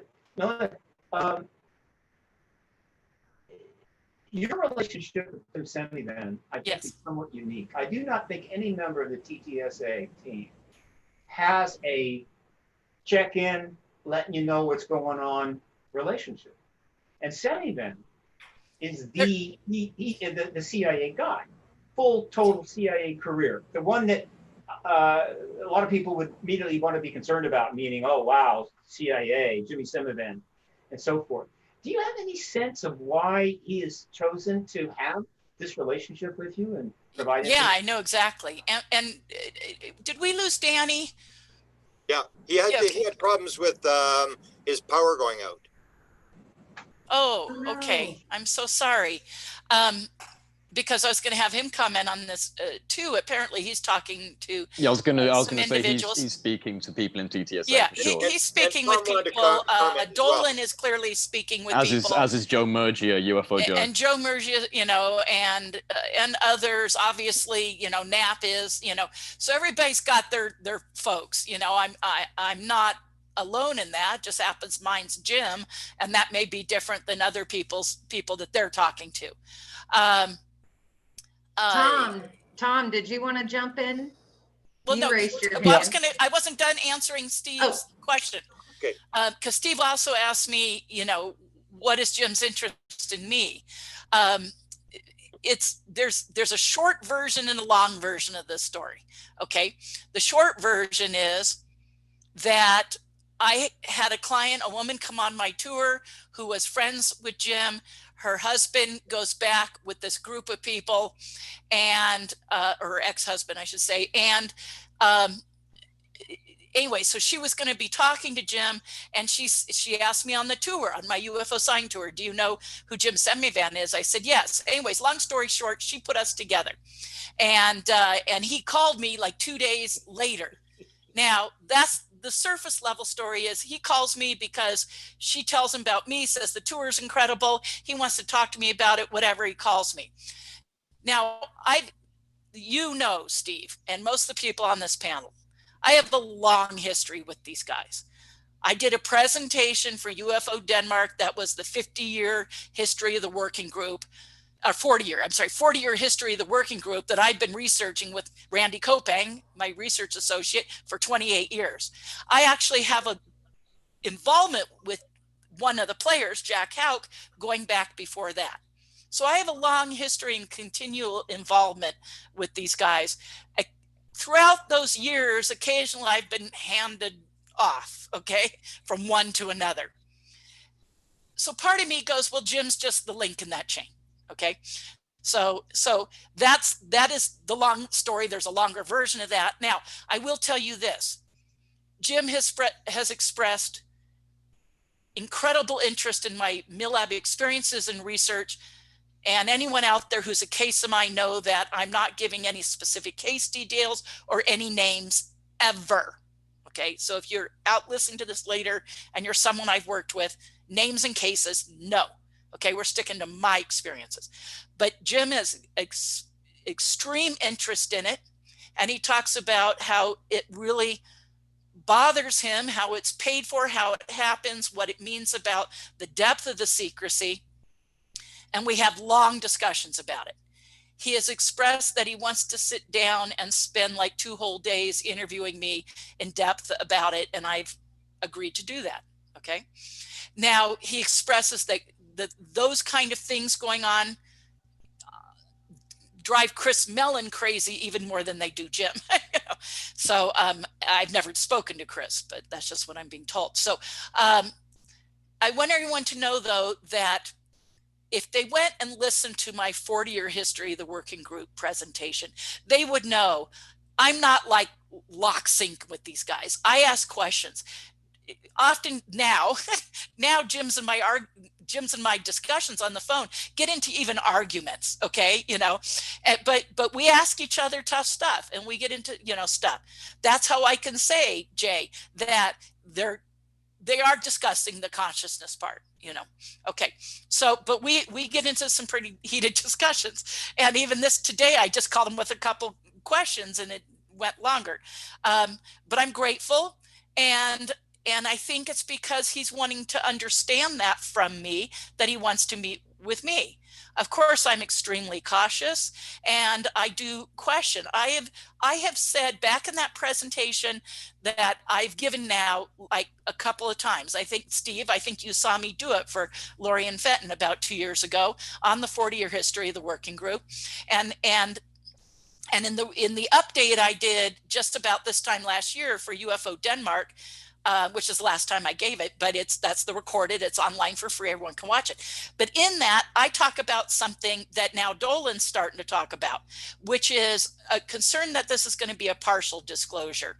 That what if it only goes so far and then they use it as, well, that's it, that's all there is to it. And Dolan's been talking about this a lot. Jay, and his thing with you guys got all into it. And that's been my concern. I said that's how I end that presentation I did. I said, what if this is a partial disclosure? Partial disclosure isn't complete disclosure, and so I still have concerns, but I have my foot in the door. I'm talking to him. You guys, hello, I'm going to milk that for all it's worth. Of course. and I'm going to share everything I hear with you guys, so, or with whoever I'm talking to, but, and any of you can contact me privately about it. I'd be more than happy to talk to you. But anyways, there you go. I kind of gave you the short version and the shortest version, the shortest version of the long version. Wonder, could I get in a quick question for Steve? And I know that's sure. An oxymoron because it'll be a 3-hour answer. I'll try to be brief. Look at the members. I was asking Steve, but for everybody, looking at the members of the Senate Intelligence Committee. So these are 15 senators who apparently know whatever Eric Davis has shared, which apparently is a lot and exciting stuff. Both senators from California, Dianne Feinstein and Senator Harris, both senators from Maine, I thought was interesting, plus one of the 2 senators out of New Mexico. So you're there in DC. Is it possible to go, and I know it's a pandemic. Are these guys in their offices? Are you over there knocking on doors? Can you pick up the phone and call them? Or is DC a ghost town now, Steve? Or how are you lobbying on the issue?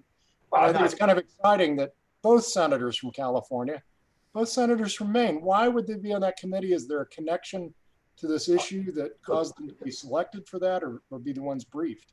To answer your question, nobody wants to publicly talk about the ET issue in this town. Generally, they don't want to, and now they really don't want to. And the few little things that have been said have been because of the action of Ttsa. I'm not Christopher Mellon. I'm not a former Deputy Assistant Secretary of Defense for Intelligence. I didn't work on the Intelligence Committee staff. They're not going to talk to me, period. I can call them all day long. I'm not going to bother. I don't. We have 2 things going on right now. The last months of Donald Trump and the pandemic. But in spite of that, because they have briefed so many, Tom DeLonge alluded to many, many interviews. I'm going to guess that they have probably given private briefings to 40 to 50, 60 people on the Hill, appropriate committees, which is a decent amount. That's a lot. And they've also given one to the president, mostly on the Nimitz thing. So they have this issue all teed up for hearings, but nothing can be said now. A few members said that they got briefings, and I'm sure that when Mellon heard that, he winced, right? But other than that, they're not talking about the content. Nobody's coming out and giving a press conference and saying, here's what I learned when I met with Christopher Mellon and his pilots. No, because it's not for now, it's for next year. That 180 days that was put into that bill, that's not some sort of legal number. That's a number they chose. They could have chose 60, 90, 180. They chose the number of days, which will put the quote deadline for getting that material right in the middle of the hearings, which I believe are going to start not long after the inauguration. Very smooth move, particularly on the part of Rubio, who wants in on this, right? And he was able to get a splash on that, which again is, I don't think, ideal. The Ttsa is doing a balancing act here. They want to advance this, but they don't want to trip it now, right? I mean, the wrong person says the wrong thing to the wrong newspaper, and this thing could blow, and everything is going to get strange. So they're doing pretty well. It's relatively contained. That's the way I can answer that. I am, in fact, I'll tell you, I have deliberately held back on a lot of what I'm about to do simply because I did not want to add any fuel to the fire. I did not want to add any additional heat to the tea kettle on the oven. I thought things were moving too fast as it was. Now I'm about to get going, and you'll see me emerging here over the next weeks, and I'll pick it up. And as we get closer to the election, I'll get more active. But again, we have an unbelievably interesting, complex problem right now. We have a pandemic. We've got an unbelievable political situation, unprecedented in our time, with one of the most important elections in our history, major economic collapse. All of this we're trying to manage. It's not easy. It's not easy to walk this path, but hopefully it'll all work out. Tom wanted to jump in. Tom, jump in. Thanks. I think it's interesting, and I had the privilege of having a brief conversation with Ralph Blumenthal on the phone as well. But I think that Blumenthal and Keene were really trying to get some people to go on the record about crashed recovered UFOs. And that's what they were really interested in. And I found it significant that when the New York Times article came out, that Eric Davis was the only person that went on the record. And I don't think that they were able to get anyone else to go on the record. And Harry Reid supposedly did, and then Harry Reid backed down. And personally, I think he double-crossed them. Can I just say that they did actually manage to get other people on record? Because I don't know if you've seen the interview I did with Leslie and Ralph, but they did confirm that they had people that would go on record, but for other reasons, including what Ralph Blumenthal said was space reasons and editorial choices, narrative choices in regards to the article. There were reasons why other people were left out, but they did have corroborating sources. I did have a journalist source basically tell me that they had 2 corroborating senior military sources who had confirmed that crash retrieval programs existed, and they were not included in this article. So that is not the people included. I don't know who their names are, but they do have other sources, and I do believe that those sources have spoken about crash retrievals. And Ralph Blumenthal did indicate that some of them actually were willing to go on record, but were left out for pretty much reasons unknown. It was quite ambiguous, the reason. That's great. But in reading the article, it was apparent to me that the editors stripped that down to the absolute minimum. Well, I would agree with that. Oh, yeah. See, the Reid kerfuffle was telling, because I think the rules of the road have been, you do not say extraterrestrial, you do not say alien. So they're getting a little closer of late. Off-world, that's not on the menu. Not supposed to say that. And either he said it and he immediately realized, oh, I screwed up and tried to get it back, or it was just a misquote on the part of the reporters, which happens. But yeah, the off-world thing is another example. Right? I thought that was a nudge towards the Admiral Wilson. They're staying just behind the line there. And that's fine. But yeah. Jay, I agree with you. I thought that was totally written to be I think we all saw that it was clearly a nod to the Wilson dog. Admiral Wilson looks, yeah. So since we brought up off-world vehicles and crash retrievals, and a little bit ago we did bring up the obvious, which is Roswell. And I know a few of you, we've in our discussion group, we were discussing like, what's Donald Schmidt have to say about this? He's Mr. Roswell, he's written the book and everything. But what we haven't been discussing too much publicly is not only Roswell, but other crashes that are known that researchers have put diligence into. And I mean, Roswell is, like the end all be all. We all know that name, but we also know there's other foreign governments that have claimed crashes as well. Our not buddies over there, at the beginning of this conversation, we were talking about Putin. Like, what's going to stop him from disclosing their probable crash retrievals that they have? So if we're not going to get Roswell, do you guys think that this is truly just like a techno grab, or are they going to come out and give us these crashes? I think it's a space race. Well, think it's Dale- like a, you know, I've said this before, and I'm going to say it again. Everyone remembers all the reporting of all the people who were in Roswell about all the criminal activity done on behalf of the government in Roswell in 1947 and 48. They're never going to admit all of that. Never. So where Yeah. does that football get kicked to then if it's not Roswell and we're I would talking say crash Nimitz retrievals? and Princeton, and then when with crash retrievals, I don't know. Actually, that's a good point. When it comes to According to literally Jim. the crash retrievals, According to Jim, that'll come up later. You know, he said that's something as the 180-day report and what they do get on the surface and where to look deeper. He said that, you know, that stuff will come out because there are, from what appears from the known, you know, information that and you know, and whistleblowers, whatnot, that there are multiple crashes, obviously, and that those are worldwide. And then also, like he was saying too, with the fact that we're not alone and an official announcement about we're not alone. Everything he was saying to me, and I said, Jim, that sounds like that from what you're saying, that's going to come fairly soon, like in the next year or something. And he said it could. He said it very much could, because as soon as this 180-day report and what's known by each of the agencies comes out, then it's a free for all, you know, and it'll go from there. And that's, we're all wanting, and Dave, I'm hearing you about what you're saying about the media, you know, that's when it will go there, because it'll be more information. They'll want to know more and additional reports. The thing is, how far it will go does remain in question. But Jim says they're not letting it rest, meaning to the stars, of course. And he said the Navy, he kept going back to the Navy. And he also said those in charge, the Navy and those in charge. So it's more than the Navy that are pushing for this. And that was a very interesting statement from him. You know, it's to the stars, Navy, and those in charge who really want this and want it to go there and want it to go into, we're not alone, crash retrievals, etc. You know, the whole thing. There are factions within the DoD.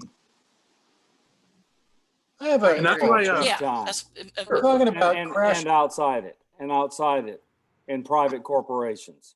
Another thing, you guys, that I almost forgot, I really want to mention that he said before, and I didn't write it down, so it slipped my mind because, you know, the conversation was just today, happened very fast. But okay, but he said, and this was very interesting, he said, all of this has been in the works since 2012. Everything they're doing to the stars and this whole process has been in the works since 2012. That's an interesting statement. I note that. That's very interesting because they've never discussed the origin. Tom DeLonge didn't enter the picture until I think 2015, maybe early 2015. Yeah, I think you're about right. But I'm sure that let me put it this way. What he's really saying is that there have been people inside the Pentagon that have believed for some time that this embargo needs to end. It's a big problem for the government. It's a big problem for the DOD. It's an embarrassment to the country. The security has cost trillions of dollars. And it's trillions. But it's easier said than done. All right, so I'm not surprised. They could have been talking about this around the lunch tables going back to 2012. But one thing you can be assured of, everything that they have done has been carefully thought through. The cases that they're emphasizing, the cases they're choosing to bring to the meetings on the Hill, the gun camera footage they have released, everything is being carefully done to maximize the ability to get those hearings underway, which is why you are not going to hear anybody on the Ttsa team say contact D, all right? Not going to happen, and it hasn't happened. And I'm not pushing them to do that. If I was a contactee, I'd be chomping at the bit. Like, what about me? Right? This is a big deal. What about that? Because that's going to impede the ability to get to those hearings. But once the hearings get underway and pick up a little speed, hey, everything's up in the air, and man, we're going to be glued to our TVs. I got a big one, right? And we're going to stay in front of that TV and watch every second of those hearings. Can I jump in on this 2012 thing? Do you mind? Yes. Okay. So can I just really quickly say something, just real quick, in regards to the origins of TTSA? Because Steve, I didn't know if you're aware, but Tom DeLonge has kind of detailed the origin story of TTSA a few times and kind of given a backstory of how it started with him going into Lockheed Martin and basically being introduced to contractors. That was well after 2012. Oh, was it? Okay. Well, there's me not knowing my I was research told today properly, that so. this is pre-planning. Going back to 2012 is what he said. And this is the other thing I want to bring up. I think I said this on the last panel. If not, I'll clarify here. In one conversation I had with Jim, he went on about his background and his friendship with John Alexander going back many, many years. In a separate conversation, he said the same thing about Hal Puthoff. Hal and I go back many, many, many, many years. And then in another conversation, he talked about he goes back many, many years with Kit Green. And so that told me, okay, Jim goes back many, many years with the working group. Okay, it wasn't hard to figure out. So, and I realized, and then he's saying this was all planned with 2012. Well, we go back with the history of AATIP and Bass, you know, and we know the history. It's AATIP, it's Bass, you know, it's the same guys, and in conjunction with a plan, obviously by the federal government, the Pentagon, DOD, whatever, to roll this out. And I think it is what it is, that, you know, that's exactly what they've done. Let me add one thing. John Podesta has just done an interview in the last month, and in that interview he states, I worked a lot with Reed on that program, and I'm glad they finally got something to go. And if you remember the rollout of Tom DeLonge talking about it, he says two things. For one thing, he talks about Mr. L, who was never allowed to identify. And then later on, he says, I hired him away, referring to Lou Elizondo. I hired him away, which is a little bit different than the retired story. And the other one is Tom DeLonge tells a story of phoning. This is in the WikiLeaks, where he phones John Podesta. And he says, I make my little pitch to him, and John's just listening. And then he figures, John doesn't say anything, and he figures, he just figures I'm a crazy rock star. He doesn't really care. And so I figure out at the end of that, and John says, phone me back in a couple of months. I'm pretty busy. So he doesn't phone him back because he figures like the guy didn't buy the thing at all. John Podesta phones Tom DeLonge back, and he says, I need you to come to Washington right now. This is very important, and I want to participate. So John Podesta had gone in the background, who's talking to Tom DeLonge, and you can see this whole deal that John was part of this. And if he was working with Reed, we're talking way before 2012, where he said, I worked with Reed a lot on this whole issue. Well, It's very important. Spielberg's miniseries Taken came out in 2002. That was 10 years earlier. And Steve, you've talked about Podesta, and that premiere was happening in the office building next to the White House. Yeah, Reagan building. Look. I had a contact, real briefly, and then I'll let you take it over. I had a contact Steve knows about, who I met through an RV forum. We had the same model RV, who had been the chief briefing officer for the chairman of the Joint Chiefs.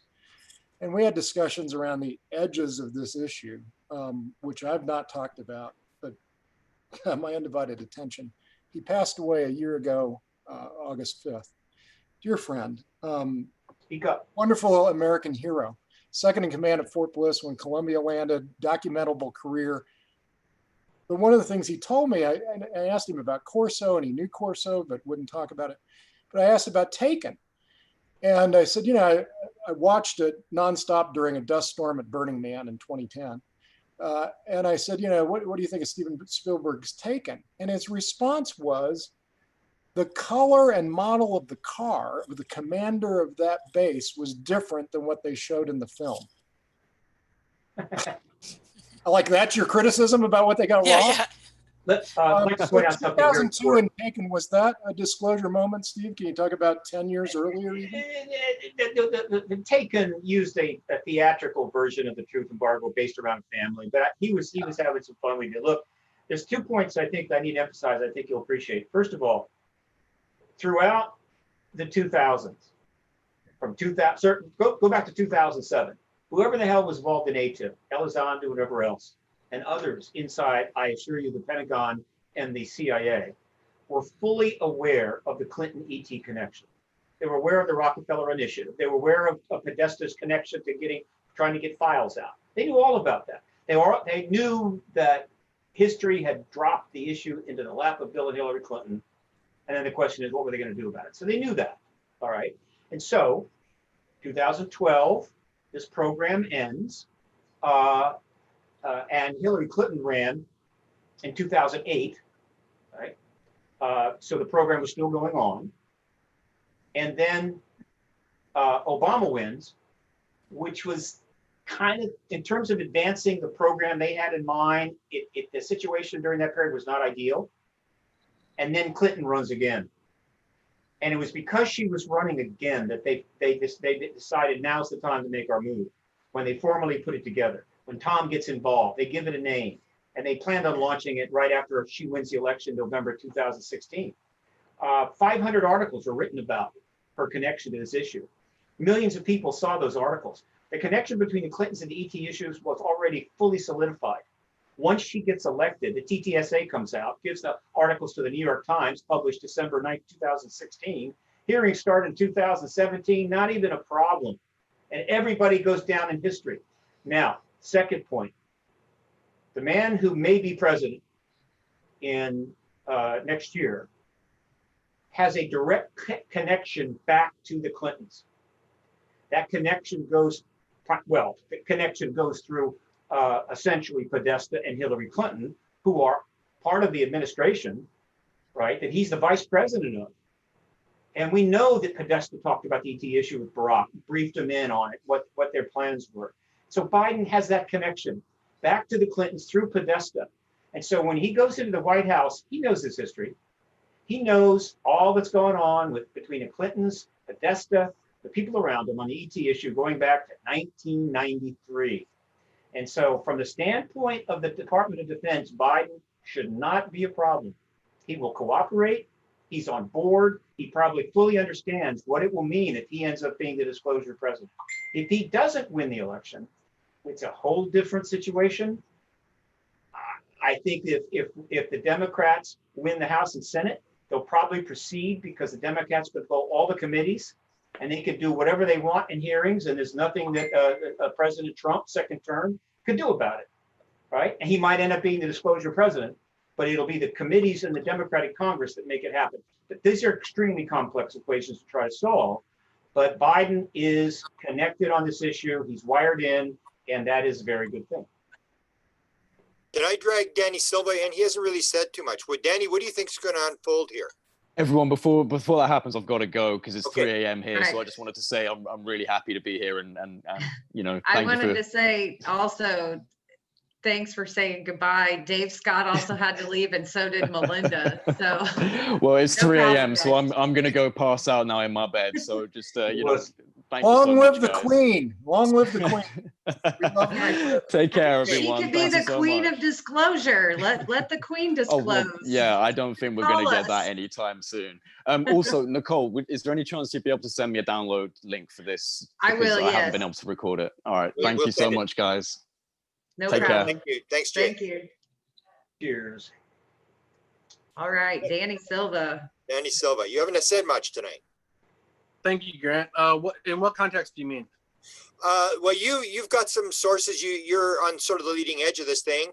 Do you see anything happening that we don't really know about, or what are you anticipating is going to unravel the way you see it? I think it's all UAPTF.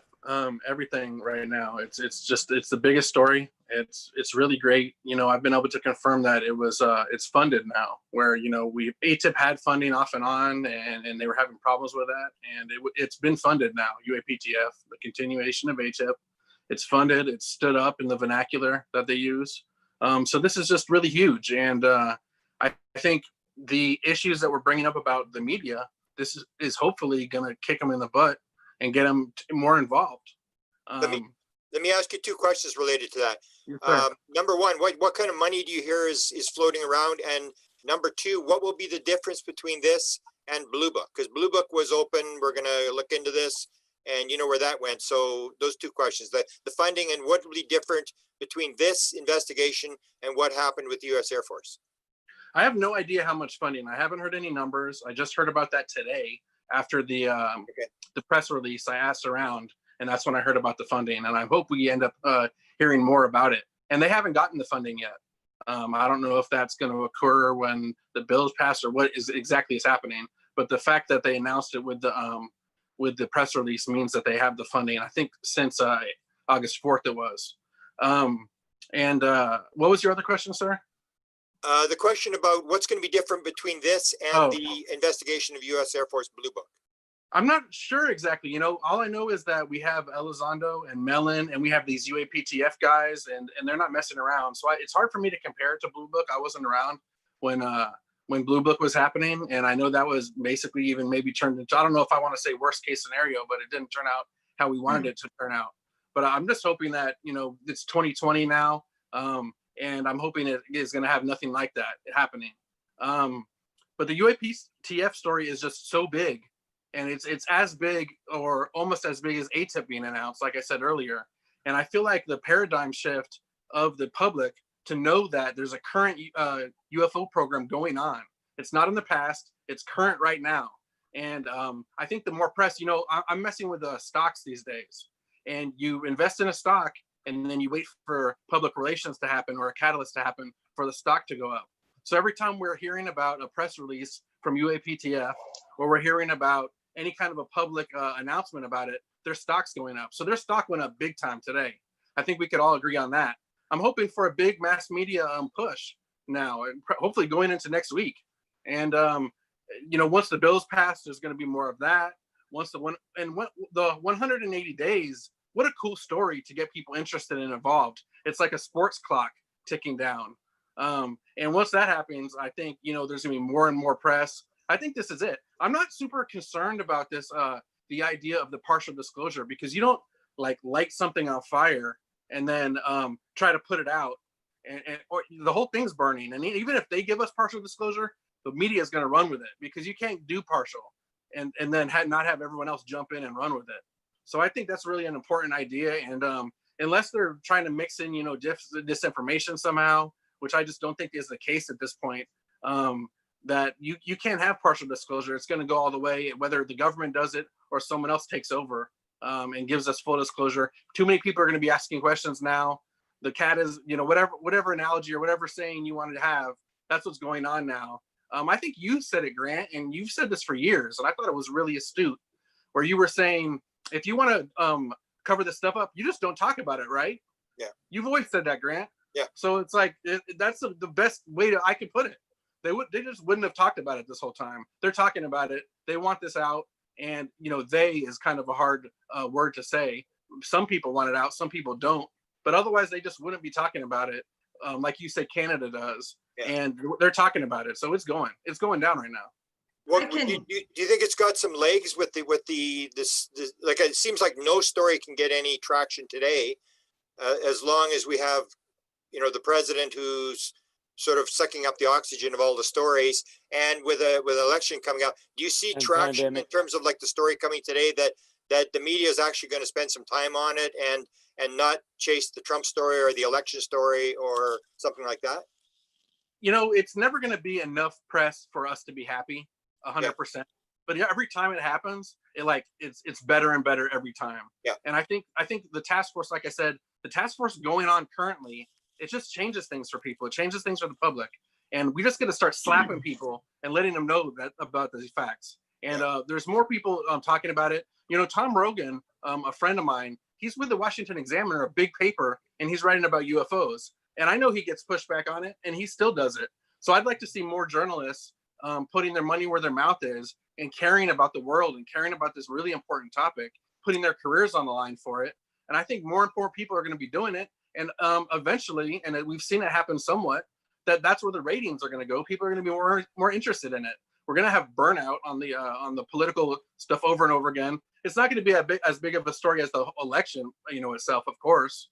But we're chipping away at it every single time, and I think it's getting better. Thanks for doing what you do in terms of pushing the issue. Yes, sir, Grant. Thank you for having me on, and I'm always here anytime you need me. Beautiful. Has anybody got something they want to say before we shut down here? I want to just introduce a kind of weird note. In 2012, Christopher Bledsoe had a major experience. Yeah. And Jim Simivan Tom DeLong, Grant Cameron, John Alexander, and everybody went to see Chris Bledsoe, including some really bad people that I think you know about, Grant. Yes, I know you're talking- That threatened Chris Bledsoe's Yes. life. Yes, I know. Okay, so Grant has published a picture, and this picture that Grant published was incredible.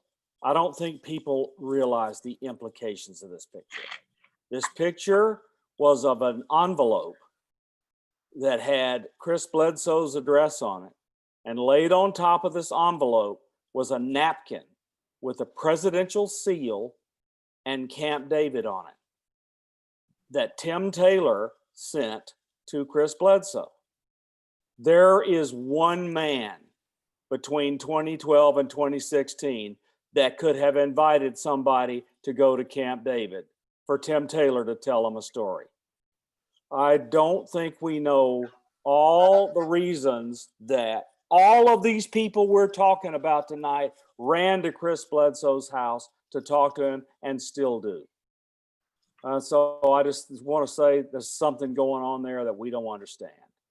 Good point. I spent a weekend with Chris on the way from DC down to New Orleans for the Libertarian Convention 2 years ago. And, you know, what an incredible experience. He took me to the sites, camped out in my RV there next to his lake by his home. And what a case. I have a question for you all kind of as a meta brain. I mean, you can imagine these hearings happening, and I'm imagining questions from our discussion of maybe about an hour ago, like how many crashes and where, you know, globally in the United States especially. We're going to get people testifying to answers to that question. And even a more interesting question, how many operating craft do you think are here right now, sitting at the bottom of the Pacific or flying around off that island that Unidentified pointed to? Are those the kind of questions you think we'll have in the hearings? And what are the answers? Start off with the basics, and I'll start off with the Nimitz case and some of those standard military witnesses. And it'll expand from there. How far they'll go, we don't know. The material they're going to get back from the government entities regarding that bill, the appropriations bill, that goes to the Intelligence Committee. It doesn't go to the New York Times. And they'll decide what they receive should be brought into the hearings or not.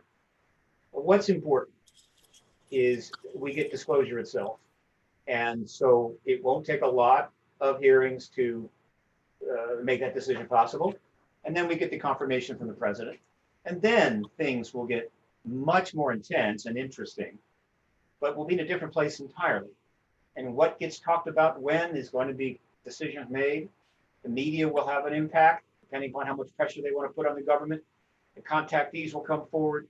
It'll be the post-disclosure world.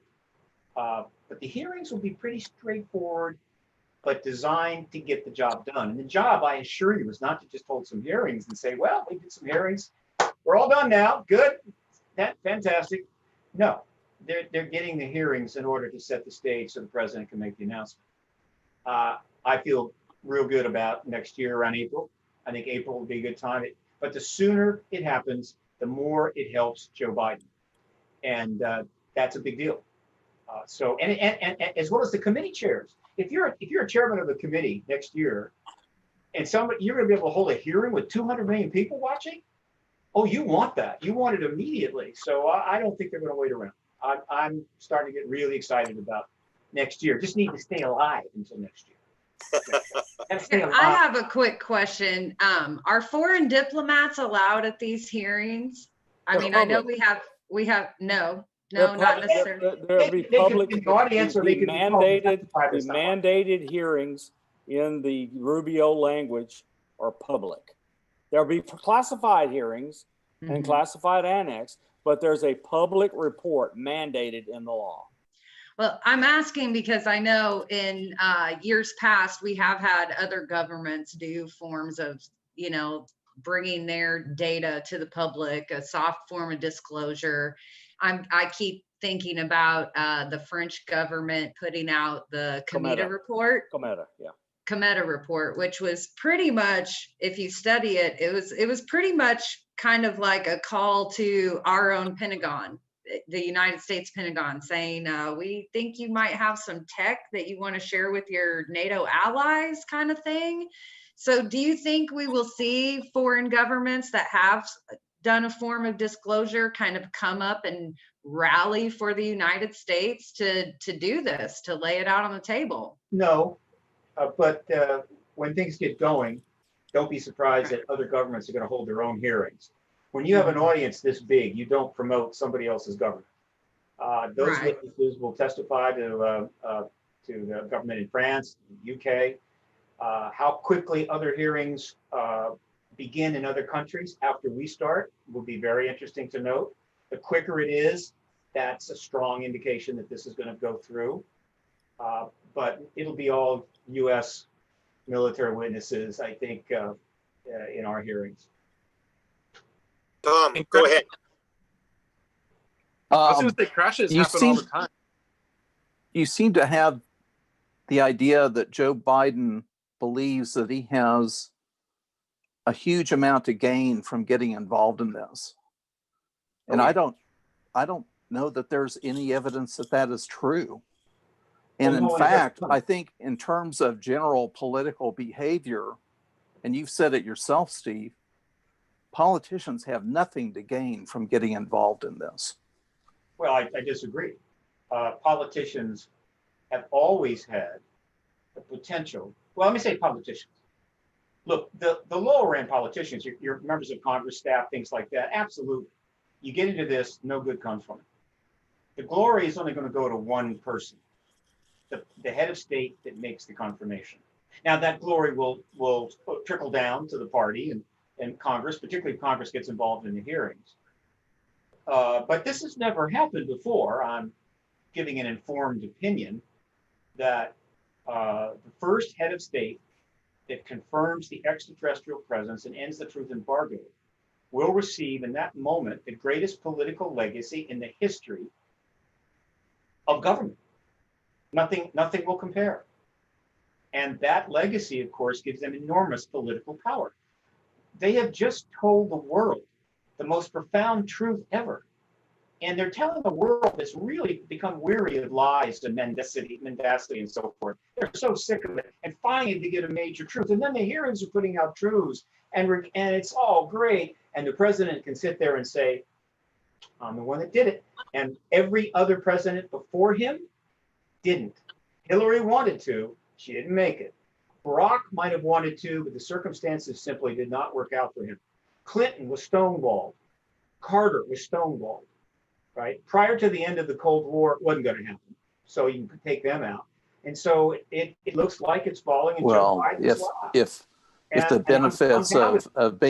benefits of being the disclosure president were so great as you say, it would have happened by now. No, not at all. Clinton was despised by the military intelligence complex. They hated him from the day he arrived.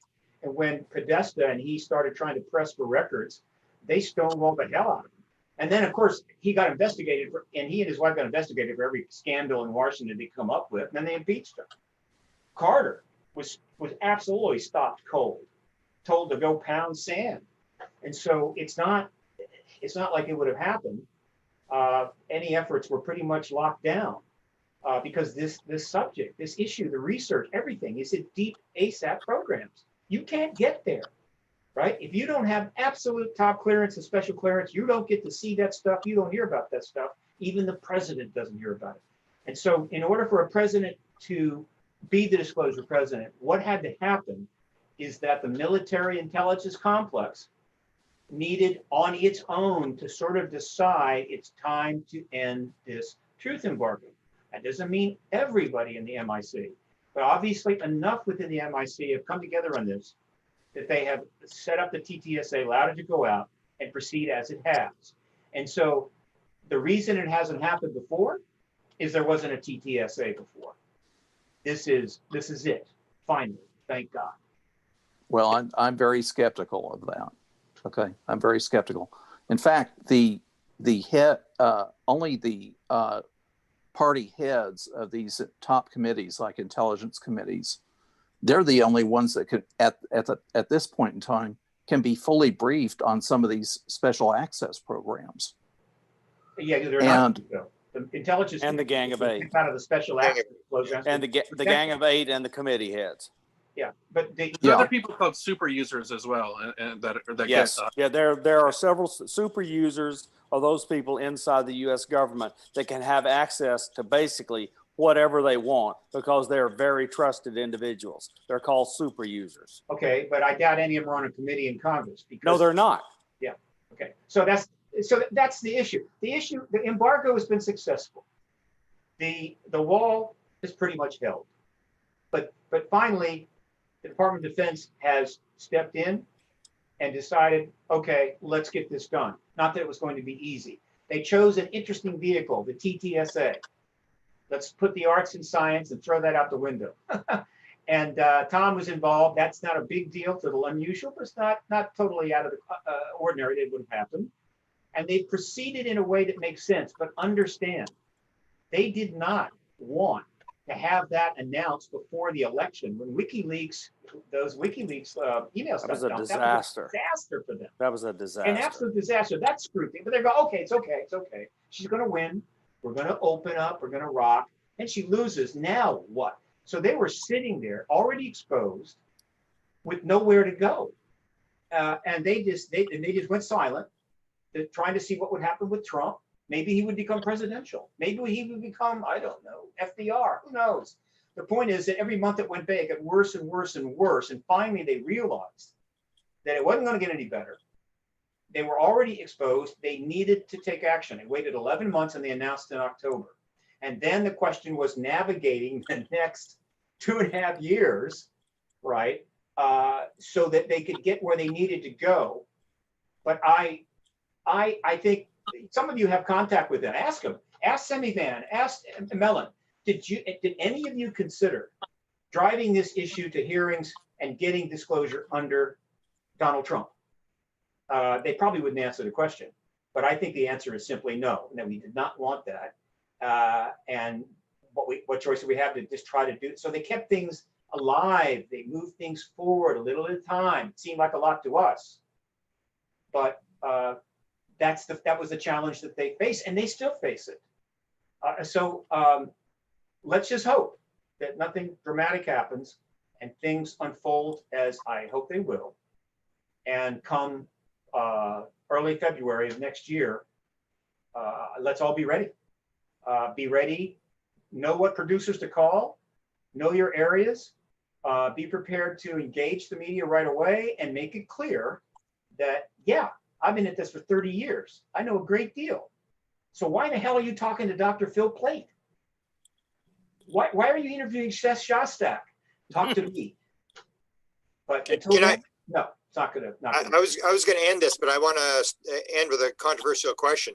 What will the disclosure be? I mean, you hear the Tom DeLonge quote, and I've always said this whole thing. We have, yes, we are being engaged by some sort of phenomena. Yes, we have crash saucer material. Yes, we have some bodies, but what are we actually dealing with? That may be something that I think nobody has the answer to. Maybe that's why the activist movement has made it simple. Disclosure, the event, is the announcement of the ET presence. That's all. But you're saying ET. Tom DeLonge says no ET, and You can't say that yet. And Valet says that, and there's a lot of controversy about what we're dealing with here. No, there's no controversy for me.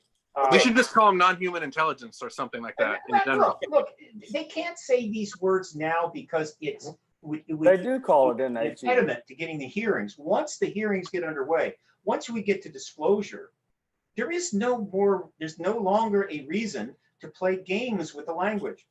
You'll simply say what it is. It is non-human intelligence that did not grow up in Moscow, Peru, or Detroit, meaning extraterrestrial. That's disclosure.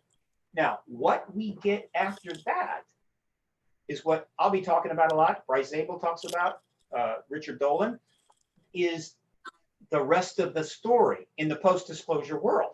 And I don't think anybody knows what will come up when, how long this will take to get to.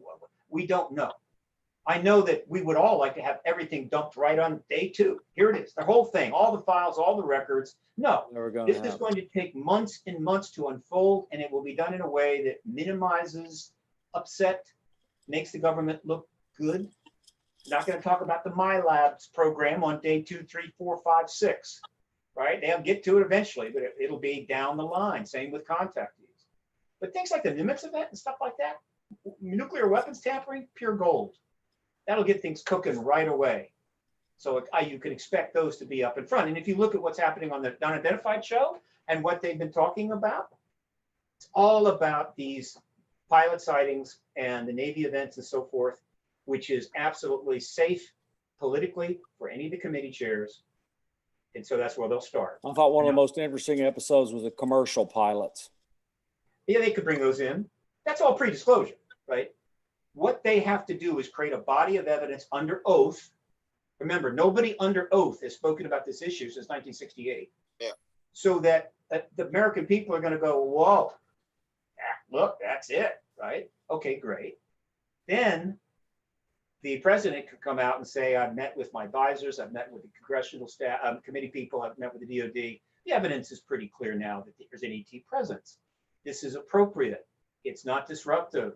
It's politically a good path. It's the way to go. Not a way to go is for someone like Putin, who doesn't need to go through any of this crap, to simply hold a press conference in the Kremlin and walk say, ET out. ETs are here. Here's a bunch of video. I am the ET. There is some kind of group within the DoD matrix, whether it's a cabal or whatever, that controls certain special access programs out there. Yes. Perhaps the reverse engineering of recovered UFOs. That secrecy is so serious and so tight, right, and almost absolute, that if we foresee so-called disclosure based on the difficulty of getting that publicly disclosed, if you look at it from that angle, I think that's going to explain a lot more what we're going to see than what you're saying, Steve. One of the things about the origin story that I would love to hope learn one day is who were the people inside the Pentagon that, well, we know the Ttsa people were talking while they were working for the government, but who else was involved and how extensive is their support inside? Melinda rather, I think at one point I heard her say months ago that Semivan said there was about 40 people inside the Pentagon who have their back. Okay. Then the next question would be, were any of the people that were directly managing these USAPs also in discussion with you? In other words, did they have something to say about whether to go forward or not? I would guess probably not. The head of USAP programs, their whole life is maintaining that as an unacknowledged special access program and doing that work. And they're absolutely apolitical. And so I can't imagine that they would have even ventured to put forward a statement about, oh yeah, do this. No. But the people that authorized it clearly are high level. And so once disclosure does take place, let's be clear, the President of the United States can go over to the Pentagon anytime he or she wants and say, I want a full reading on every single USAP period. And nobody in those deep classified programs will dare step up and say, Mr. President, you don't have a right to know. Not going to happen. But no president has done that. And so you have various segments. You've got the TTSA on the outside. You've got the deep programs and the people managing it. You've got people that know about it that are supporting the TTSA. And then you've got people in the Pentagon that don't want this to happen. Right? So it's pretty interesting. I mean, somebody's going to write a 1,000-page book about this, maybe 20 books. And I just wish we knew it all now, but we don't. And the people that don't want this to happen, they're not doing too good right now because it's happening. That's right. They are. That you haven't. That by the way, very interesting.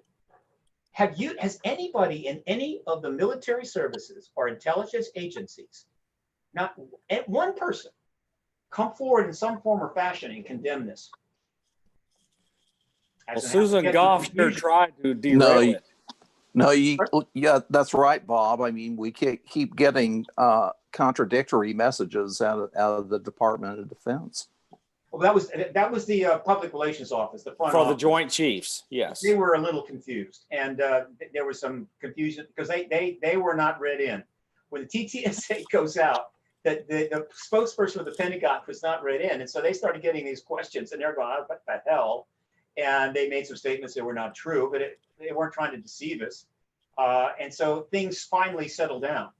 There's a lot of jealousy that goes around, you know, when you can't tell your own boss what you're doing because of stovepipes and you know, and everyone isn't read into the same things. So Elizondo, he may have not been able to tell this person, that person's jealous after he came forward. Other people are mad after he comes forward. So there's a lot of that going on. It's personal issues too. Yeah, look, these guys, when they stepped out and did this, it was not going to be easy for them. They knew that. It was going to be no picnic. And so the last thing they wanted was to have the whole thing get delayed 4 years. But they've stuck with it. A couple of people have dropped out, a couple of replacements. So I have just enormous admiration for these men and the one woman, Gilpin. What they have done is going down in history. It's one of the biggest, well, it's one of the most significant historical events. Absolutely. And they will all be appropriately, I think, acknowledged in other ways. And I backed them from day one. Another big problem that Elizondo's version of AATIP had was getting this information all the way to the top. With the announcement today, it's Norquest, right, Bob? Norquest? With him being involved now, there's no longer that problem of them getting information to the top of the DoD and other places. So that's another win for them. He's got some stars on his shoulder. Yeah, so this is a big deal. A lot of the problems that Lou's version of AATIP had, the current 2020 UAPTF is winning, and they've solved some of these problems. Thanks to the other thing that a lot of people don't realize is, do you know what the United States government largest fleet of air vehicles is controlled by? No. The United States Navy. Oh, yeah, the aviators Navy, are right. much larger than the Air Force. Yeah, the Navy has been key to this all along. And not only they are being messed with in the air with near mid-air collisions and also their other crap that they are pissed off about, they're also getting buzzed at nearly supersonic speeds under the water. So between submariners, surface fleet, and their aviators, they are up to their eyeballs in ET, and they're sick of it. They are in rebellion against any more secrecy because they want this crap dealt with. The Navy went F you to everybody else, including the Air Force. One of the most important things that's happened from the TTSA activities is that the barrier for witnesses to come forward was dropped way down. And so they started coming forward in large. Well, the Navy gave a directive. Yeah, whatever. I mean, the Navy said it was report your sightings and we're not going to give you a hard time. I'm talking about witnesses from anywhere within the government realized that, hey, we've crossed the Rubicon here. We're not going back. And so they started coming forward, and not surprisingly, they came forward to Elizondo and Mellon. Who are they going to come forward to? I mean, Linda. Well, when it became clear that they were going to come forward to Mellon and Elizondo, the government actually set up a humongous panel of people from all sorts of departments, and they wrote down what they thought the United States government position should be. That's been going on for months. Wait a minute, I'm not aware of this. Oh yeah, well I am. What panel are you talking about? It's internal. It was set up internally, and it's just not known. It'll come out, but it's not known. But that is going on for months and months and months inside, where the U.S. government's official position would be determined. So the first part of it came with Susan Goff's statement that yes, these videos are real. Yes, they're unclassified, and we don't know what they are. That was the first output of this government study group. What they don't know which said that they don't believe it's human, and that that's number one. And they can't say that it's not human, but they don't believe it's human, or they would have said it. Skeptics are going to keep saying it's drones. The study panel has been going on for months and months. Yeah. skeptics will keep saying it's drones over and over again, and there are a lot of advanced drones mixed in. The thing is, UAP stands for phenomena, and they don't really call drones phenomena. Right. Look, And another thing I would like to point out. Whoa, let me jump in. It's important, Nicole. Danny made an important point. Really important. That statement would not have been released saying it was unknown if they knew it was drones. Right. Of course. No. Well, and that's also what I wanted to point out since we brought up the Navy. Melinda and I touched on this a few weeks ago in our interview. The Navy's interest in this is truly a force to be reckoned with. I don't know if people quite realize the R&D that is behind our United States Navy. And yes, Bob, you brought up a lot of that has to do with what does our Navy carry? They carry our fighters, our boys in the sky. You know, they all can't launch from the United States or just our bases. The Navy is invested in this type of technology, and not just what's in the sky, but under the sea. And if you go to the Navy Research Lab's webpage, you can see the type of technology that they are developing and that they are invested in. Of course, they're going to want everybody's information across the board on what they have and what this is. The Navy wants to be able to develop this, use it, and push it out to the general public. It's also, don't you think? The Navy was where they parked the research in the early days. Mm-hmm. The Navy was leading in terms of the behind the scenes research from the get-go. And it's not, we don't know for sure why they did it, but I think the best guess is that they felt if they parked it with the Navy, people would be less likely to find it. It would be like, you know, you would think it's got to be the Air Force, right? And so they put it with the Navy, and they were in the forefront of research for years. And so the Navy's known about the ET presence going back 65 years at least. And they've done their job, and a lot of the research is probably there, and they have a lot of information. And it turns out that because they're at sea with aircraft and boats, they're in a position to encounter both unidentified flying craft and unidentified underwater craft. So they've had a tremendous amount of contact and encounters. And so, not surprisingly, the Navy events were chosen as the keystone events to introduce to the New York Times with the fantastic gun camera footage, which guaranteed that this isn't going to get ignored. If it wasn't for the political situation, those two articles in the New York Times would have blown this thing sky high. We'd have had the Navy does have a bigger budget than the Air Force. And if I'm following everything correctly right now with Space Force as part of our military industrial complex, Space Force, their budget comes from the Air Force, as far as I'm concerned, or if I'm following it correctly. So they're losing a portion of their budget to Space Force, and now they're having, I guess, since they don't have as much in the R&D department as the Navy does, they're even wondering if they can even upgrade our current planes and spy planes and drones and all these things to keep us at the forefront. Where the Navy, well, let me tie this back to what Grant was saying about Project Blue Book, maybe, and its affiliation with the Air Force. You know, we might not necessarily even trust the Air Force right now based on what we went through with Project Blue Book. And it was a different time back then. The political climate, we trusted our government in the days of Blue Book. And here we know through research, they were just trying to explain away the phenomenon. We know that from Dr. Hynek. So I think the difference, what we're seeing now with this push, is we do have that transparency, or at least that want from the powers that be to say that it's transparent, and they want to disclose what they can in a national security safe sort of way. And the other difference, I think, between Blue Book and now that we have is we have fellows out in the community like Bob Mcgwier here. You know, it's not limited to where just the government or just these private little UFO groups are researching this or bringing their science to the table. We do have more amateurs or citizens involved with this.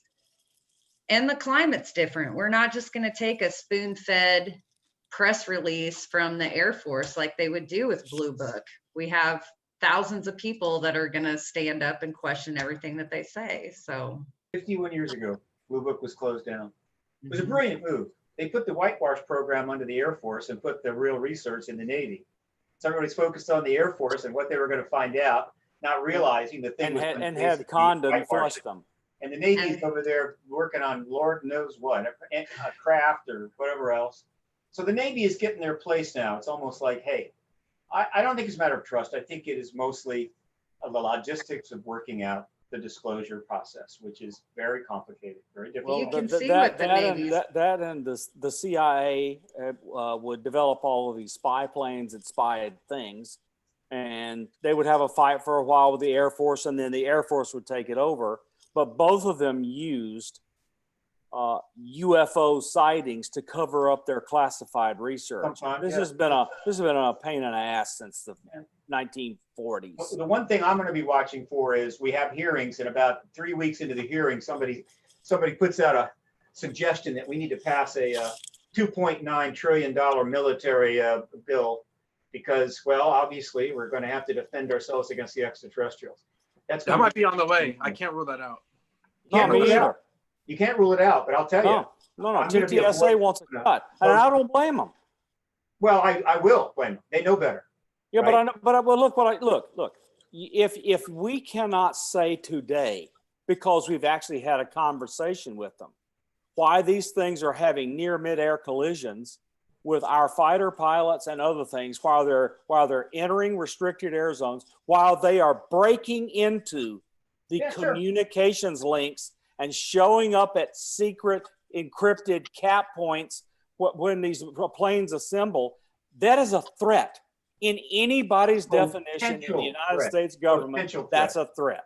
I want them to have funding. Potential. How many American airplanes have they shot down? How many bases have they blown up? You know, look, you don't shoot down people while you're doing reconnaissance. Here's two things that the government knows. One, there's extraterrestrials here. And two, I'm saying government, I mean the people in government that are in a position to know and are supposed to know. There's extraterrestrials here, and there is absolutely nothing we can do about it. And three things, actually. And we cannot possibly defeat them or defend against them. That's just the reality. Okay, now, but look, you can't study this effectively in secret because you need a large collection of smart minds all thinking about it to try to figure it out. That's the most important. I'm talking about studying it. I'm saying this. The government knows ETs are here, knows that they can do whatever they want. We cannot stop them, and we cannot defend against them. Yeah. Now, they know that. But, hey, the public doesn't have that level of understanding. And so, hey, let's ask the public to give us $2 trillion of tax dollars so we can build a massive alien defense system. And what comes to mind is the second Independence movie. I forget, Independence Resurgence, whatever the hell. This was awful. The first one was okay. The second one was unbelievable. And there's this scene where the ET craft has come back, right? And it's the size of the Earth, and it's approaching the moon. And it's going to go by the moon. And they have built this defense thing on the moon. It's this sort of thing that can shoot a beam, right? And so this craft, which is the size of the Earth, just goes, blows it away. So the nature of the truth embargo is fundamentally misdirection, lies, mendacity for national security. There's been a good deal of lying and misdirection in the disclosure process. I get it. But once disclosure takes place, this has got to end. If they want to continue to lie and play games with the truth and our money, then we are going to have to push back really hard because it's very difficult for the Defense Department to turn down a couple of extra $1 trillion, no matter what they think about the ET reality. No, but what I'm telling you is in this field to step up and go, just a second here, all right? That is ridiculous. right? We need that money to like take care of ourselves because we're all going down the drain. So this is a key moment, and it will happen. I don't know who will do it. It'll be probably Republican. And But if you accept the hypothesis that they don't know what it is, and these things are showing up in controlled airspaces, the only safe assumption is they need to study the crap out of it and treat it like a threat. That's the only safe thing they can do. They've been studying it for 70 years, and they know what it is, and they know who they are. I'm not sure you're right. There are plenty of contactees that work at the Pentagon, work in the military services that have provided information to them. They know pretty much the races that are here, whether they've talked with them or not.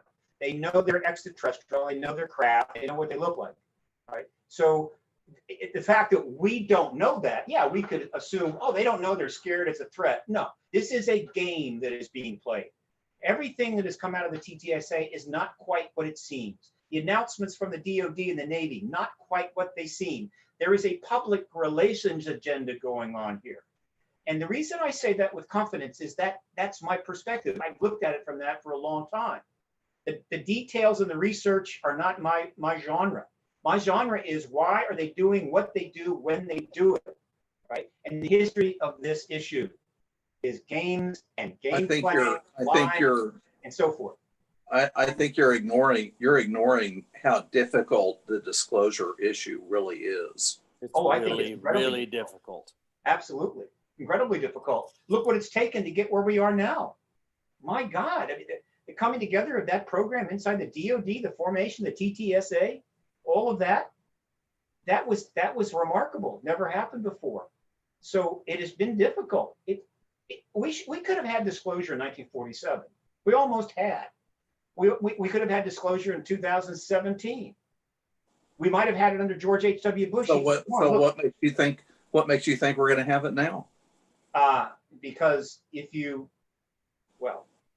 read the 575 news articles about the Ttsa and the Nimitz case, which I have, and they're on my website, if you had watched the interviews and the news coverage of it, and the statements coming out of the boys at Ttsa, particularly Mellon, if you're aware of the briefings and all of that, if you look at the big picture, I'm a guy, I stare at the forest all day. I don't stare at the trees. If you look at that, it's pretty clear where it's going and what's going to happen. Doesn't mean is it still hard? Yeah, a lot harder, but I'll tell you, if you could go back and talk to these guys about 2 weeks before the WikiLeaks documents were dumped, and Mr. Comey came forward with that last-minute statement about the Hillary Clinton investigation in Benghazi, they would have been looking there going, man, this is all about to happen. She's going to win. We're going to announce. We're going to get this going. We're going to get the hearings, and we'll probably be literally in the post-disclosure world by the spring of 2017. That's how close they were. And they're, oh, and by the way, we're going to raise $25 million. That's how close. That's how close you think they were. Yeah, it's an informed opinion. And they were going to raise $25 million at least on that initial offering. But I'm just saying there's a big, huge difference between what we would like to happen and what will or could happen.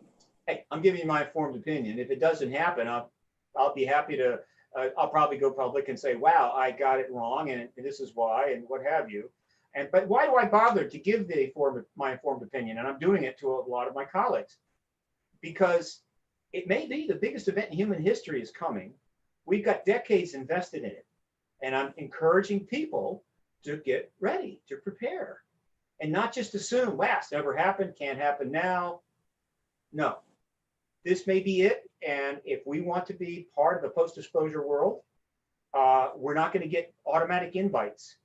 We're going to have to work our way in. We're going to have to do what is necessary to make sure we're heard, and so forth.